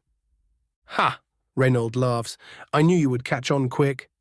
So we just rush in, raise a platform of stone, and proceed to slaughter anyone not immediately surrendering. I quirk an eyebrow. "Just so, honored court mage," Reynold says boisterously and grabs the hilt of his blade. "Now then, shall we?" I tap the sides of my own barded steed with my armored heels, sending it trotting forward, lazily summoning my glaive into my right hand and giving it a powerful twirl to warm myself up as I do so. I look back at the gathered knights, all of them in pristine attack formation, with Serana staying behind the infantry, just in case, wouldn't want anyone to notice her specific skill set, especially the honorable knights. Instead of wasting any more time worrying about the hidden vampire, I address the crowd. Well then, my voice carries across the entire valley. What are we waiting for? Let's kill us some Forsworn. A mighty and cacophonous mix of battle cries roars in response, invocations of Stendar, Julianos, and even a very quiet one of Talos, resounding across the field. The Forsworn won't know what hit them. General POV. The Forsworn were at a complete loss at what was hitting them. It took the lookouts only but a moment to find the source of the battle cries, but this only served to confuse them further, as they did not recognize their usual enemies among the gathered raiding party. They were given no more time to ponder their fate as 11 riders entered a full galloping charge. At first, the Forsworn laughed at the idiocy of their enemy, many of the archers outright not even shooting their arrows in their belief that the walls would stop any attack. The moment one of them recognized the rider crowned in ebony, every single one of those that did choose to fire regretted it as forking crimson lightning rent their bodies into ash and soon turned its merciless gaze upon the rest of their positions. Even the hidden ones were not spared the wrathful tempest. And as if that wasn't terrifying enough, as the armored horsemen finally arrived at the walls, instead of dismounting and charging through the already somewhat damaged gates, they raised their hands as one, and, much to great horror of the Forsworn, a stone platform rose from the ground, allowing the Breton steeds to seamlessly ascend to the top of the great keep's roof. To call what came after that a massacre would have been a complete understatement, as the magic-empowered knights cut through the defenders like scythe would dry grass. Not even the constant reinforcements or the small contingent of witches assigned to the fort were able to meaningfully slow down their advance, and even the vaunted bridges, guarded by spell and spear, failed to stop the reckless charge of Reynold of Evermore. The despairing defenders prepared themselves for one last charge under he leadership of their final Briarheart. But even the monstrous half-undead creature had its courage broken when another 30 attackers marched up the platform, an unbreakable shield wall forming behind their knightly leaders. By the time the assault, if it can even be called that, was finished, only one of the knights had suffered grievous injury. A nice consolation prize for the unwashed barbarians, no doubt, but even that was not to be, as the middle-aged knight was healed with but a lazy tap of the court mage's staff. Raven's POV. There is a couple more witches hiding within the east section. Kindly make sure that they do not continue to bother the hold. I helpfully inform the surprisingly bloodthirsty Bretons as they finish butchering the last defenders that still dared stand atop their precious wall. My words are met with a roar of approval as a duo of knights grabs their squires and descends into the fort to slaughter the cultists. Seeing that I was no longer needed, I step into the tower that hid my prize, lazily flicking the blood off of my glaive as I ascended the stairs. Going full dynasty warrior on someone's ass from time to time is surprisingly fun, I muse in my mind. Insufficient incineration, Scorch complains, his tone utterly bored. You win some, you lose some. I shrug while speaking aloud, intentionally drawing the attention of the caged man waiting atop the short stairwell I had just ascended. You, who are you? The old Nord squints at me. Here to slay Logrolf the Mighty, while he is caged and hungry? Nothing mighty about you, old man. I dismiss him like the delusional idiot he was. He scoffs as if hearing a dumb child, and treating my insult like wind, he asks, "Why are you here?" I stare at him silently for a while, debating on how to approach this, and then simply decide that bluntness would probably be best in this situation. I have heard that you are the one warding off the shrine of Molag Bal within Markarth. I need your assistance in striking against that particular Daedra. A weakling like you strike against a Daedra? He chortles, that would be the day. I raise an eyebrow at that ignorant comment. How long have you been stuck here exactly? The old man merely spits on the ground while staring directly into my eyes. I try convincing myself that patience would be a virtue in this situation, as I was here for the purposes of recruiting the old fart in the first place, but just as his eyes told me he was about to mouth off again, I lost what little patience I had, and simply yanked him up telekinetically, smacking him against the rusted iron bars of his cage in the process. When I said I needed your help, old man, I wasn't truly asking. I hiss at him threateningly, my telekinetic grip growing stronger by the moment. Do your best, worm. The old man tries to spit at me, but I just push the spittle down his own throat with a tiny bit of magicka, causing him to nearly choke as he falls into a coughing fit. Now then, let us try again. I raise him up once more. Quick warning, by the way, I am a near master of restoration, so we can do this all day. I smile at the now shivering man, said smile no doubt reminding him of a hungering Dremora. And exactly as I was about to start, convincing the cultist of Boethia to cooperate, I felt the usual fluctuation of a Daedric vision, something I could utterly ignore at this point due to my power, but quickly chose not to. No reason to be impolite after all. Lazily tossing the old man back onto the floor of his cage, I turn around to see a stone throne that had appeared out of nowhere and a scarred Dunmer woman in elaborate armor and wielding a burning golden Akaviri blade staring at me challengingly. A fine day we are having, wouldn't you say? I ask cheekily and offer an insultingly light bow, oh vaunted font of inspiration. The sarcastic use of one of her rare positive titles finally manages to get a reaction out of my sudden but not unexpected guest. As Boethia narrows her eyes at me, a glint of interest shining in their molten amber. Chapter 227, Boethia. General POV. The ensuing stare-down between god and mortal lasted for but a short moment, but in truth felt far longer, as each weighed the other in their own ways. The bored amusement of a near-eternal Daedra facing the short-lived but immense irritation with the divine that the mortal was saddled with ever since he stepped foot into Skyrim. She who erases was the first to speak, for allowing the wily defier standing before her to tempt her into giving him something for nothing, much like he did to her.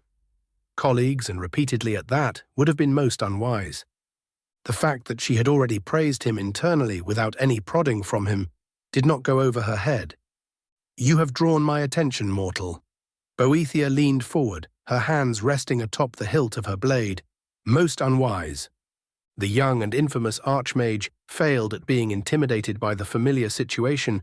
He had faced many similar projections at this point, and pushing the Daedra to the limits of their patience had become something of a game for him by now. Instead, his mouth twisted into his usual cocky and slightly mocking smirk as he made an exaggerated bow before the Daedra. Whatever could have poor little old me done to attract such prestigious misfortune? If not for his obvious defiant attitude, his words would have made Boethia decide to have him struck down then and there, rules be damned. She had no time for cowards and the inept after all. Very promising. The deceiver of nations thought, a shame he allows himself to be shackled by those below him.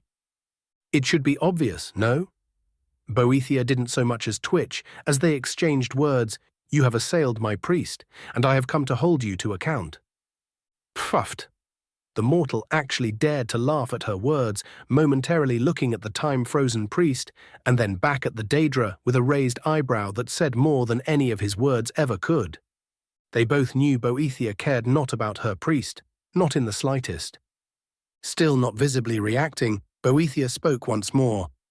As audacious as they said you were, are you that certain of your survival before my blade? Noting the first thing she said, Raven completely stilled for a moment before muttering, Are even the Daedra fucking gossips? Before Boethia could speak again, the insolent little mage raised his finger as if to silence her. There was a certain limit to which she was willing to tolerate the audacity of those who interested her, and the mortal before her was swiftly approaching it. Luckily for him, his following words managed to dim the simmering rage of the Daedric prince. Wait, don't answer that. Mephala. The mortal slowly palmed his face and shook his head. The webweaver's gaze, which had been focused on them since the start of the vision, emitted a feeling of such gratification and amusement at the mortal's words, it almost baffled Boethia before she simply filed it into Mephala's usual perversions. And just as insolent. Boethia noted dully, forcing the conversation back on its tracks, Now I will ask again, mortal, and there shall not be a third time. What are you doing with my priest? Still completely unfazed by the Daedra's stern gaze, the mortal deadpanned, throwing his scrawny arse at old Molly's shrine and using him to batter the rapist fuck before proceeding to offer up his rusted sex toy as a gift to someone who will no doubt do unspeakable things to it.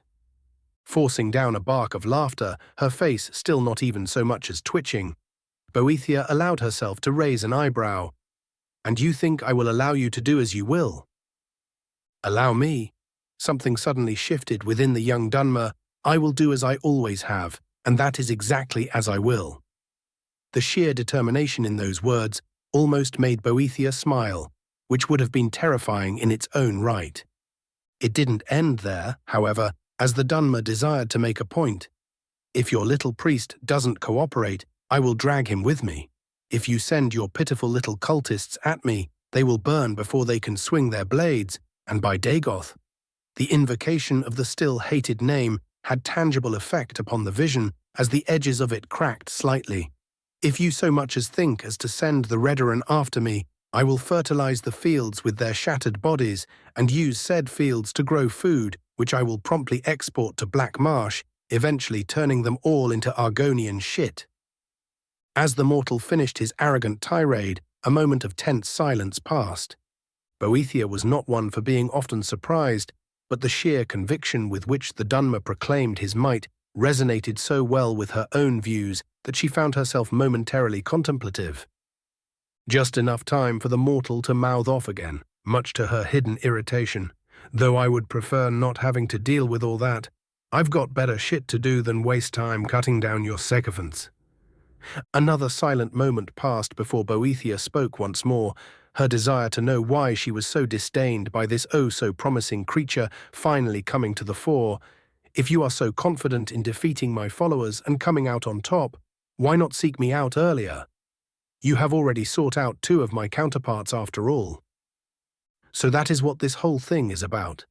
The mortal nodded to himself before his eyes sharpened at the Daedra, and he spoke, his every word hissed with disdain. "If I must murder those who depend on me, or those who trust me to guide them, just to draw your attention, then your favor is nothing I want." The stare became less intense as the mortal huffed. "And even if I did get your favor, I'd just end up in an eternal deathmatch with your other followers, something I've said I have no time for." "You do not wish to prove yourself?" Boethia prodded with a deep but mesmerizing voice. "You do not wish to step on those weaker than you?" Her eyes blazed with a light that drew most mortals in. "Yet not this one. You do not wish for power?" The mortal studied her briefly, internally debating her offer, she thought, before the cocky smirk from earlier returned to his face in full force. "Nah." For the first time since the start of the conversation, Boethia's self-control slipped as her eye twitched. "What do you mean, nah?" "Exactly what I've said." An aura suddenly rose around the mortal, much the same as the one he heedlessly created when invoking his ancestor, slowly sending cracks throughout the vision. "The only person I need to prove myself to is myself." The mortal's red eyes blazed with power. "The only weaklings I will step on are those who dare face me." The vision was barely held together by the projection's power, and no power you offer is worth the sacrifice that I cannot get on my own. And just like that, the vision finally snapped and then shattered.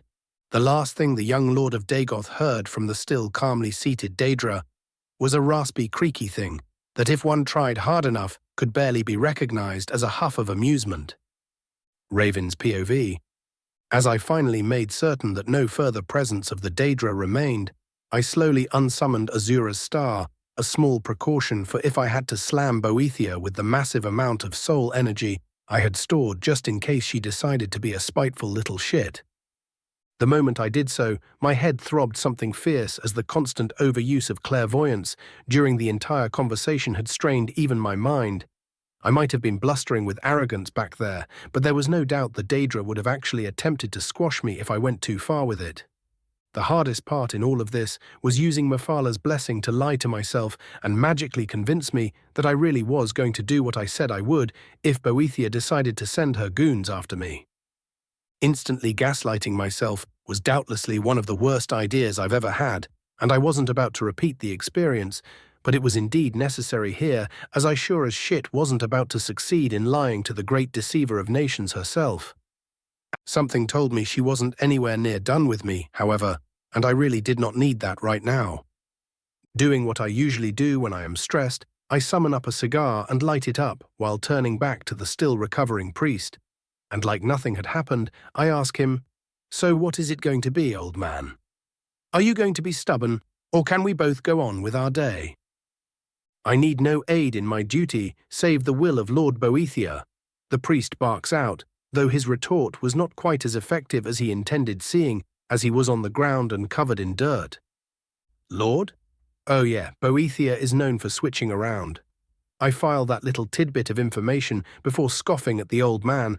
I got the general gist of what Boethia liked from our conversation, so this should be simple with a little bit of that Mafala juice.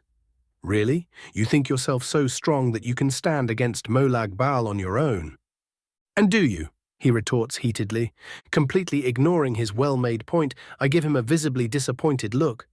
What use is your pride when together we can show our strength against a Daedric prince? Why force yourself to remain weak if your defeat of Molag would no doubt impress even your lord? Even with my patronizing tone, the utter disdain in the old man's eyes is slowly replaced by greed. Yes, he was in fact that easy. Seeing that I add the final nail to the coffin, would Lord Boethia not reward his valued priest if he performed such a deed? Imagine the power. You could be a champion unmatched in his eyes. Maybe even the ebony mail would fall into your hands if you struck a blow big enough. And just like that, I had him. The poor fool. Fine, elf, the old man barks imperiously. I will help you since you are too weak to fight on your own. Now get me out of this cage. Mentally noting down his request for future punishment, I give him a sunny smile and a bow. But of course, Logrolf wasted no time in gathering his things that the Forsworn had left in the adjourning room, a witch's residence I realized, and after he finished putting it all on, I could quite easily see how the man was associated with Boethia. Thick black robes, steel chainmail, breastplate, gauntlets and boots, and ironically enough, a cruel mace that looked to be more fit for breaking stone than it did for breaking people. As I waved for the old man to follow me, I could practically taste his desire to kill me for his wounded pride. But he had enough sense not to commit suicide by yours truly. For now, and just as well, seeing as Scorch was staring down at him from the ceiling, a bolt of golden fire flying around the bird in lazy circles, but ready to blast his arse at a moment's notice. Soon enough we stepped out onto the large keep roofs, just in time to see the knights holding some kind of incredibly one-sided trial against a duo of bound Forsworn witches, rather young ones as well. All the while some of the men-at-arms gathered wood and piled it onto a pyre. I approached the gathering of Bretons, and my discomfort grew by the moment as I realized that those witches weren't merely young, they were straight-up kids, even by Skyrim standards. And Serana was staring daggers into the back of Reinald's head. Damn, I could already tell this was not going to end well. Chapter 228. Warped Morality. And so in the name of the divines, I proclaim you guilty of being heathen witches, unable to live in peace with your fellow man, and thus sentence you to death. Reinald grandly sentences the duo of literal children to death by fire. All the while, Serana looks just about ready to rip him a new one if her twitching right hand with slowly elongating claws is anything to go by. The squires quickly get to work tying the two up, but before they can even light a torch, I finally decide to cut in, hold. The intimidation of the Thuum, combined with a mass calm spell, immediately gets everyone to stop moving and pay attention to me. All of my earlier joviality and cordiality with the knights was gone as I approached them fully armed and armored. The priest of Boethia standing uncaringly in the back, but even he showed a hidden disdain for what they were doing. Reinald, in his apparent infinite wisdom, decides to think I wanted in on the action and smiles at me. "Ah, court mage, you are just in time. What are you doing, Knight Commander?" I cut him off coldly, the chill in my voice making many of the less experienced Bretons stiffen and causing Alfred to give his student a disapproving huff. Completely ignoring his teacher, Reinald still continues pretending nothing is wrong. Why punishing the heathen filth for their crimes, of course? He says proudly. Heathen filth? I mutter before lightly tilting my head. What is a heathen, Reynold? Anyone who strays from the light of the divine, he blurts, and Alfred straight up face palms. It would seem I have overestimated you. I say with disappointment and refuse to elaborate further as he gives me a confused look. Instead, I look to the duo of girls. And you feel that these two deserve such punishment? He blinks. Did you not tell us that there were witches hiding within the fort? I outright groan at this. I thought I saw the usual underfed forsworn, not a pair of fucking children, you psychopath. A bit of my power seeps through, causing the stone roof we were standing on to crack up slightly, but thankfully not outright break. I had enough sense to swiftly repair that with some rock manipulation. This time, Reynold finally gets the hint and flinches as if struck, but they worship Daedra. So do I. What are you going to do about it? I bark at him and round on the two shivering children. You two, have you been initiated into the cult? And don't lie, it would waste both of our time. The slightly older one attempts to cover the younger with her body while looking at me with terrified and knowing eyes. My reputation had well and truly spread amongst the Reachmen, and I had well and truly become the boogeyman to many of them. It takes her some time for her to gather her courage. All the while I am forced to listen to Alfred silently whisper, hiss at his students about not offending other state religions. The young knight was no doubt talented and charismatic, but his closed circle of friends and contacts had seemingly created a very warped view of the world and how it should work. Finally, the witch apprentice manages to stutter out, "Mice, sister on only, just started b-b-b-b." Her eyes try to meet mine, but she curls up onto herself in fear the moment she catches a glimpse before finally forcing out, "I was initiated yesterday." My lips thin at this, in annoyance. Renounce her right now. You know I can't do that, she snaps at me with a sudden and desperate coherence. I'd be tormented forever after death. Even the recently eager squires flinch back at the desperation in her tone. Do so, and I will free you from that fate. I respond without any hesitation and with clear certainty, my blood boiling at the very idea of denying Namira even the smallest possible prey. Her eyes tell me she isn't unwilling, understandable, considering how brutal the cultists of Namira were, even to their own children. I do not even know what I am supposed to do.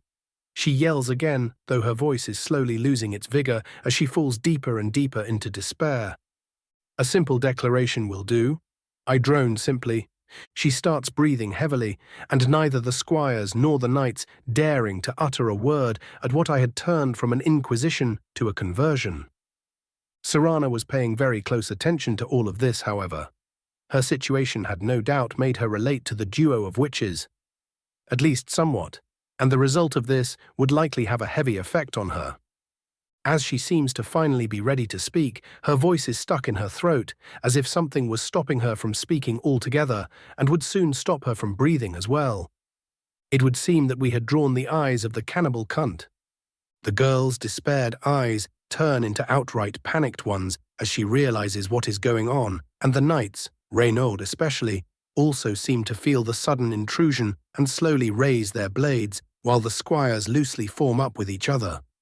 All of it would be unnecessary, however, as I made my move and simply spoke no. My aura rippled out, the ability to deny outside influence, having grown since I had acquired it about a year ago, now allowed me to banish unanchored attempts with relative ease. Though something was obviously not working correctly, as a small strand of the disgusting Daedra was still managing to hold on to something. Onto the child, I swiftly realized. It would seem that your newfound patron has found it fitting to interfere. I say casually at the now partially freed child, I need you to do what I have asked. In the next instant, my sword appeared in my hand, and I pointed it at her, as unthreateningly as possible, and then simply touched the blade. She seems just about ready to fall apart, something I would very much like to avoid, as brute forcing the issue would probably have some uncomfortable consequences. Or not, but I wasn't about to murder a child to find out. However, just before she is about to break down, her little sister grabs her hand and stares at her with hopeful blue eyes. No words were said between them, but whatever they shared must have been strong, for only a moment later, the older sister spoke. Namira, Lady of Decay, your truths are false, and I renounce my worship of you." And she grasped the blunt side of my blade. There was some kind of ripping sound as I saw the girl sag with obvious relief, and she no doubt felt her bindings come off in the same instant. A loud screeching sound, heard by our souls more than our ears, resounds across the small valley. A snarl of rage, no doubt, but it soon dissipates and leaves the place much cleaner than it was earlier. Even the Bretons relaxed somewhat, though most were confused as to what just happened. All of them save for Alfred, who was looking at me with astonishment and respect. Seeing the two forsworn children hugging each other and crying, and a chibi Scorch chirping lightly atop their shoulders for whatever reason, I rounded back to Renault and pointed at him. "You will take these two, feed and clothe them, and get them to solitude safely. And the next time you attempt to murder a child like this, or in any way for that matter, I will have you whipped to death. Am I understood?" I bark out harshly. The young knight commander clenches his jaw, his pride warring with his understanding of the consequences of his actions. Good sense seemed to win in the end, however, as his shoulders sagged and he bowed lightly. "I will follow your orders, court mage." "Good," I eye him coldly, "and remember that you are here to wage a war, not play tournament in the backlines. Get your ass to the front line and start fighting the actual war." "But the Forsworn," he exclaims, genuinely confused as to why I would, in his eyes, leave the hold undefended from their attacks. "Why do you think I am here?" I give him a bored look. "The source of the problem will be dealt with before I leave the city, you can be sure of that." Still keeping him in my eyes, I look to the other knights, many of them contemplative. "Now get packing and start marching." The road back to the city was far less merry than the one we took here. My companions were all stricken with a somber mood, and many of them couldn't choose between being too ashamed or too angry to talk to me. At least listening to the Boethian browbeat them about their weakness while attempting to hide his own disgust with their actions, the entire way was entertaining. Though one thing of interest did happen. "How may I help you on this fine evening, Serana?" I ask without turning to look at my vampiric companion. I had been standing at the edge of the camp while going over some mental plans in hopes of allowing the knights to talk amongst each other about what happened and hopefully getting their shit together post-haste. Serana had been giving me odd stares for most of today's trip, and she had finally seemed to gather her thoughts on whatever she wanted to discuss, though I probably managed to guess the topic already. "Do you have a moment to talk?" the daughter of Cold Harbor asks, with her usual emotionless voice, though I feel more than hear the slight hopefulness in her words. "I have all night." I turn to her with a welcoming smile. "What do you wish to discuss?" "That thing you did with the child." She trails off for a moment before finally settling on, "How?" I flip blasphemy into my right hand, causing Serana to momentarily tense up, and twirl it in my hand lazily. "This is blasphemy," I say, and the blade seems to hum in my hand. "It once held another name." "Which name?" Serana patiently asks, already having gotten used to my flair for the dramatics. I grin toothily, Dawnbreaker. It takes a moment for her brain to process what I've just said, but when it does, her expression is something I immediately burn into my mind as the thousands of years-old vampire gapes at me as if I had grown a 15th head in the span of a moment. "Impossible," she says, a bit brokenly. "Oh, I wouldn't say that." I tap the blade atop my left palm. "Only improbable." Likely leaving her thoughts for later, Serana focuses back onto the present. "How does the sword matter in this situation?" Her tone was no longer disbelieving, something she likely forced down, but was instead calculating. "The sword is all that matters in this situation, Serana," I say, and my mood drops. For in the act of usurping it, I used it to liberate the soul of someone dear to me, leaving the blade forever capable of severing all bonds, for such was the power that fueled its transformation. Her eyes widen. "So you mean you could?" "Probably," I nod reassuringly, though I'd recommend making the attempt in a more controlled environment, just in case of mishaps. She blinks a couple of times, apparently not comprehending something. "Just like that?" "Just like that." I nod and unsummon the sword. Serana spent the next 10 minutes staring at me in disbelief before simply shaking her head as if she had heard something ridiculous and heading back to her tent. True, it would probably be reasonable to ask for something in return, But she failed to understand one very important thing. Spite was far more important to me than money, and spiting Molag Bal would be as sweet as ambrosia. Chapter 229. Molag flips the table. General POV. A trio of guards armored in Markarth steel and wearing the city's livery huddled near each other as they grit their teeth at the chill of the autumn night. The metal they wore did not help with the hold, and what little mead they were allowed to imbibe was not enough to stave off the onslaught of uncomfortable shivers. 3 stinking days and still nothing. One of them grumbles while nursing a bottle of diluted mead. "What are we even doing here?" he asks his frowning superior. That court wizard Calselmo says the King's Court mage wants the area quarantined. The leader, a veteran lieutenant of some repute, answers simply, "And you should feel lucky nothing has happened yet. Assignments where mages get involved are never safe." What now? The inquisitive guard, who must have been sneaking in a fair bit more of the mead than permitted, slurs out. This time the officer gives him a pointed stare, wordlessly reprimanding him for already forgetting his task and promising punishment for later. No one is to enter or leave this place, especially not the house. "Come on, Hjolvi, stop being such a wuss." The third guard cuts in. "If the bloody royal court mage says something needs guarding, then it bloody well needs guarding." "Bah!" The now-named Hjolvi scoffs. "If he wants the damn place guarded, he should guard it himself. What even is inside, some evil temple or something?" he asks, intending it as a joke. The now deeply pointed stare his superior gives him quickly wipes the smirk off his face as both he and his other colleague mumble out an "oh." They return to their silent vigil, only internally cursing their lot in life instead of aloud this time, for a while longer. Nothing seems to happen for hours to come, leaving the guards overly relaxed and all around uncaring about their job. That is, until one of them hears shuffling movement in a nearby alley. "You hear that?" the third guard whispers to his comrade while grabbing his gleaming dwarf metal axe. "Hear what?" Hjolvi gets up from a pair of crates he'd stacked up in the meantime. "Someone is doing something in that yonder alley." His comrade points, and then shifts his gaze to his commander, who was currently having a conversation with court wizard Calselmo, who had joined them sometime in the past hour to kill some time, as even the old mage was annoyed with the posting. "Oi, bossman, come here for a moment." Calselmo raises an eyebrow toward the veteran, who immediately rounds on his subordinates and gives them his signature harsh glare for their unprofessional behavior.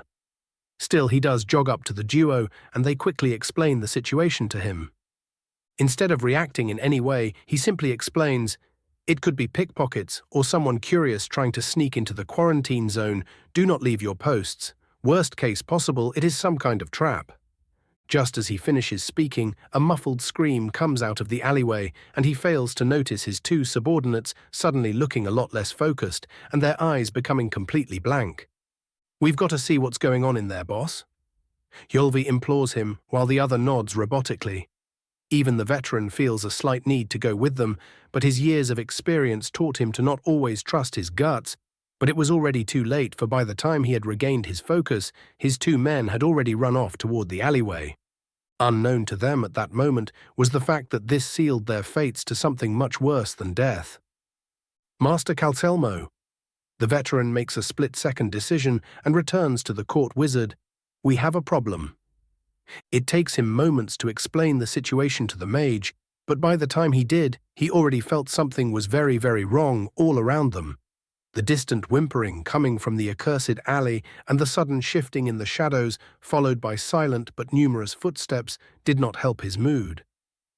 "I would harden your heart, Lieutenant," Calselmo says, and pulls out a gnarled staff from somewhere.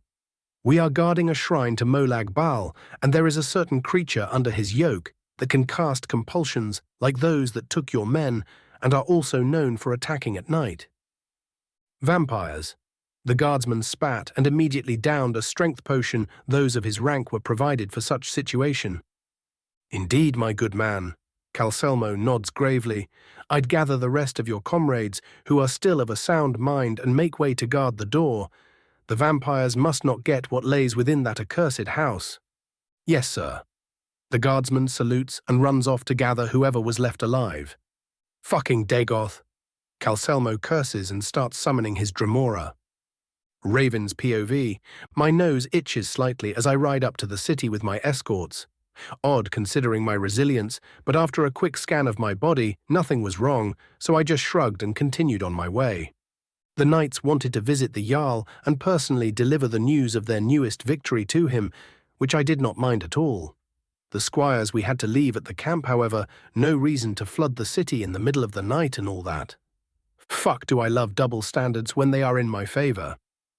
The tensions between us had lessened somewhat the closer we got to the city, as while their pride was a bit hurt by the reprimand I gave them, their reputation was quite safe, so they were content to just forget it all ever happened.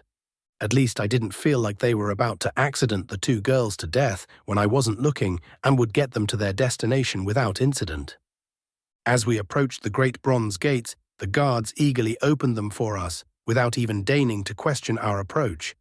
The knights were seen around the city and already had a pretty good reputation, and any guard who did not recognize me after my first visit would have no doubt been punished for sheer incompetence.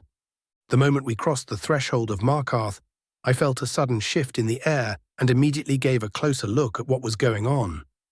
The source of the uncomfortable feeling made itself evident rather quickly as I realized that my earlier taunting of Molag Bal had produced some rather interesting results.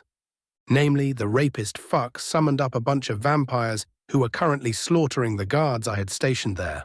And who would have thought the bastard would forget his pride for even a moment? Only half a dozen vampires were currently fighting, but their strength and speed put them squarely on the full vampire spot on the vampiric age line, and it showed as they cleaved through the dwarven metal armor of the guards with contemptuous ease.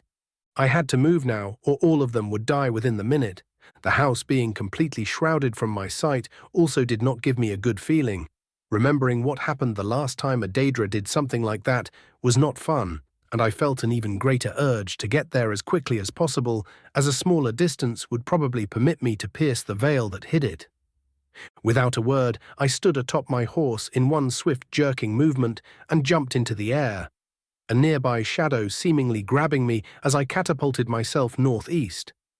Just before doing so, however, I sent a taunting smirk towards Serana and mouthed, "Follow if you are feeling brave."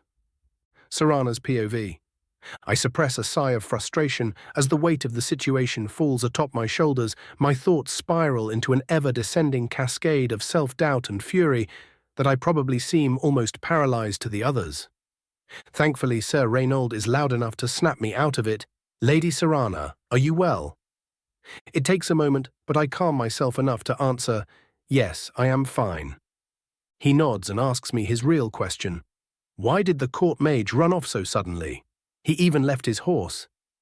Indecision strikes once again, as I am now forced to decide between cowering and leaving the elf who was slowly becoming something of a friend to die, or going on and no doubt facing the presence of the bastard defiler once again. Feeling brave yet? I close my eyes and take a deep breath. The next time I open them, I am filled with determination. I look up to Sir Reynold and say, "Vampires have invaded a part of the city. Raven is hunting them right as we speak." The proud knight pales for a moment before seemingly remembering that his reputation in front of a lady was at stake and grabbing his sword in the same instant. "Well then, what are we waiting for? Come men, let us hunt some beasts." Why could someone more sane not have found me? I lament internally as I ride after the overly excitable knights. Because they would have probably killed you, you foolish girl.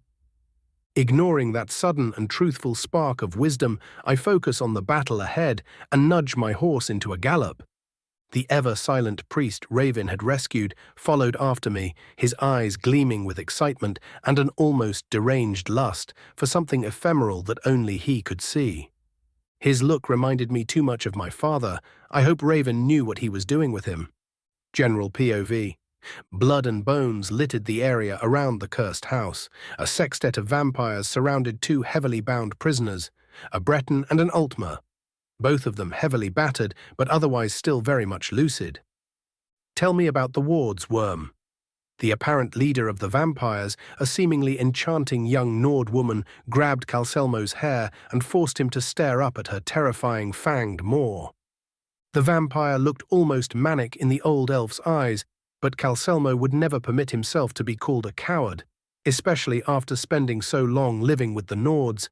"I already told you, you stupid woman, I don't know a thing about the wards. You will just have to wait for Lord Ugh."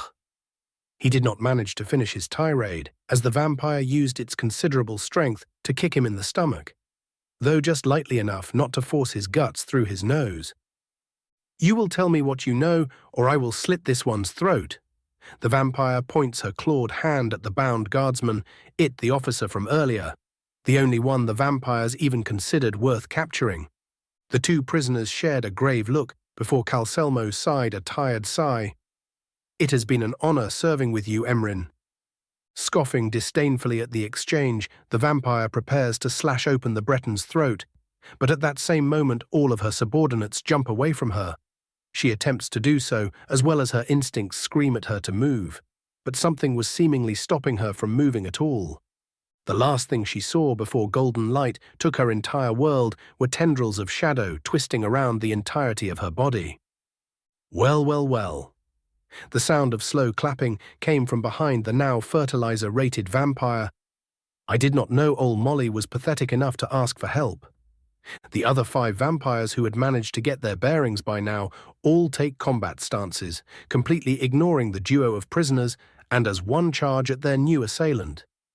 Raven's POV. I must have pissed them off something fierce, because these crazy motherfuckers were throwing themselves at me like rabid beasts. They were far stronger and faster than their equipment and skill set would imply, and I was thus forced onto the defensive, only delivering glancing blows and the like with my sun magic, as I did not want to hurt Calcelmo and his friend with anything more destructive. Something is empowering them then. The answer came to me readily as I suddenly summoned my sword and stabbed it through the neck of an over-enthusiastic and probably young vampire and set off a minor magical explosion due to my own power connecting with an uncontrolled blob of Daedric energies.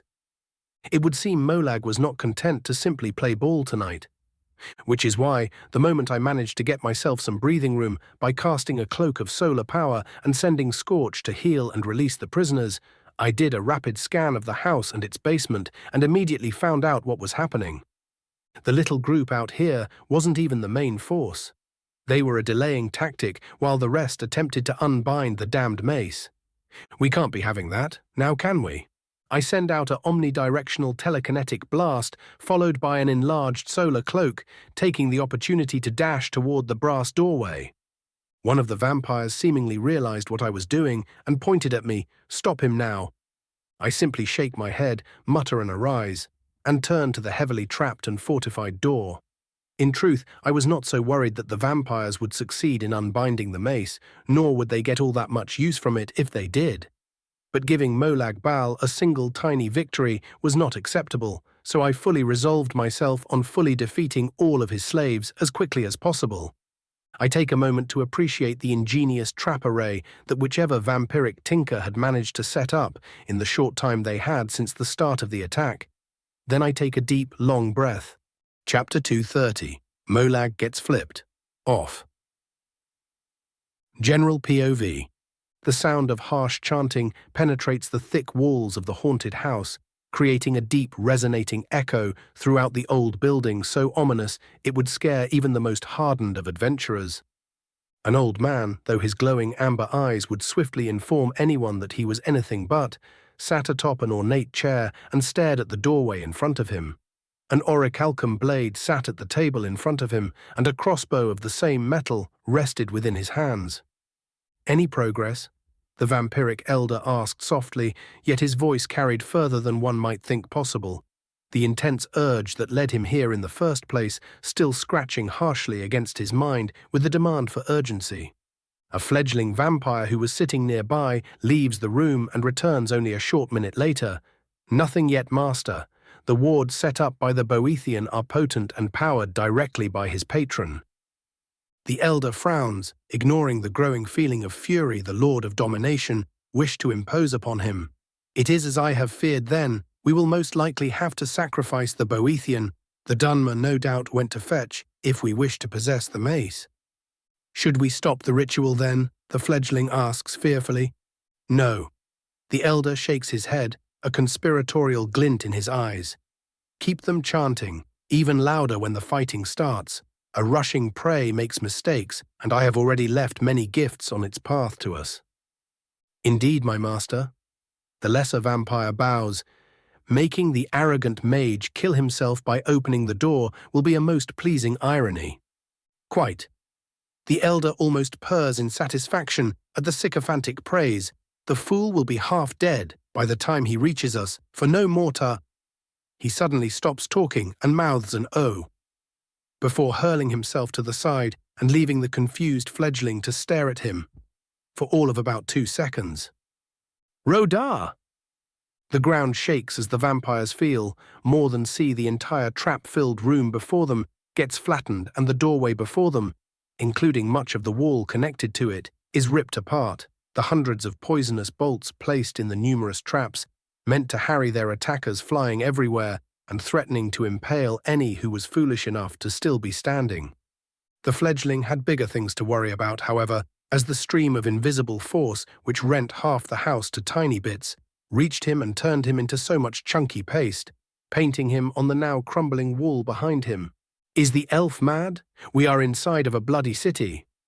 The elder vampire stared disbelievingly at the cloud of dust, slowly swirling into the shape of a tall elf clad in armor that would easily belong in a vampire coven if only a couple more spikes were added. The elf's burning eyes immediately zeroed in onto the elder vampire, and a sword that felt as terrifying as the sun to the old vampire appeared in his hand.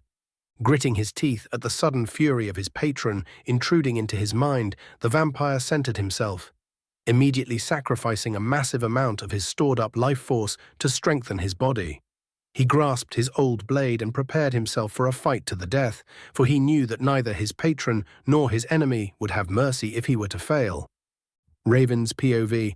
As I step through the cloud of dust that was once the house, I mentally prepare myself for the usual arrogant speech the vampires usually attempt to give me, but instead I am faced with an elder glaring at me with determination. Was he forced to come here by Molag? Before I can spend any longer pondering the situation, I am forced to sidestep a sudden and ridiculously fast thrust by the vampire, his explosive movements putting him squarely into the elder vampire position. Naturally, I did not just leave him to do as he wished, and in the next instant I was surrounded by the usual cavalcade of magical energies that usually followed me into battle that swiftly forced my opponent into a far more cautious approach to our battle. I had hoped that would be it, as the constant chanting coming from below triggered my paranoia, even if I knew they would fail in their attempts, no matter how hard they prayed. But the old fart was so skilled and moved so fast, I was even forced to block some of his blows with my armor instead of outright dodging them. The precision with which he targeted my vital areas was outright unnerving.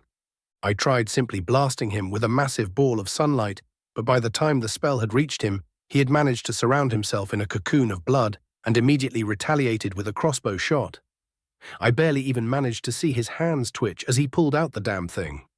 I managed to duck just in time to feel it ping against one of the spikes on my crown, and the force of it made my head jerk back a bit, an opportunity the vampire used to once again thrust for my throat. Which is exactly what I was waiting for. An immense burst of magicka sends a ripple all around me, raising the recently fallen dust and once more creating something akin to a smokescreen, as the dragon skin spell clicked into action just in time for me to grab the vampire's sword arm and kick him at the same time, ripping the entire thing off in one swift motion. Before I could go in for the kill, the elder was already halfway across the room and running toward the tunnels. A swirling purple spell circle lit up in his remaining hand as the floor burst with sudden force and numerous gargoyles, which looked as if they were buried there for centuries, burst out, all of them glaring at me hungrily. With a jerk of my hand, I summoned my shades from the outside to even out the battlefield, my sight already telling me that the 2 remaining vampires were moments away from getting cut down by the approaching Evermore knighthood. The stone golem-like creatures surrounding me did not simply gawk at me while I did so, however, as I was soon dancing around a storm of claws and teeth and cutting them down one by one. Though they were surprisingly resilient, even against my sword, their stone bodies forced me to strike perfectly or risk having my blow reflected. which was about to get worrisome as I saw the lesser vampires and thralls, who had long since stopped chanting, slowly preparing an offensive, while the elder drained some of the less fortunate thralls to death in an attempt to regenerate his arm. As I was forced to dodge yet another swing by a massive gargoyle specimen, I summoned up the ebony blade and slid it into the creature's eye socket, only for something surprising to occur. Whatever spell was holding the damn thing together was unraveled in an instant, and the golem crumbled into pieces of precious metals. All of the gargoyles stopped their assault, their primitive minds seemingly detecting what was happening, but it was already late for them as I threw the dagger into the air and started telekinetically guiding it throughout the room at ridiculous speeds, dismantling the gargoyles just as the other cultists of Baal made their move. The group of vampires were all completely stunned by the sight that awaited them. As the last of the gargoyles was smashed into pieces below my feet, they hesitated only for a moment, some of them looking like they were ready to flee as they preferred actually living through their immortality. Another pulse of Daedric power killed any chance of that happening as they all suddenly turned just a tad more feral and began their attack. However, some of them slowed down as they saw me unsummon my shades and just stand there without reacting in any way. You could even say I was just standing there, menacingly. A majority of them did not waste their time with gawking and just kept running at me with a variety of weapons in their hands, and just as the first was about to reach me, a bolt of sunlight smashed into him, not outright killing him, but still sending him reeling backward as the whole contingent of the Knights of Evermore suddenly charged through the openings in the wall behind me, the priest of Boethia following suit with his gnarly mace in hand, swiftly followed by Calcelmo and the other prisoner.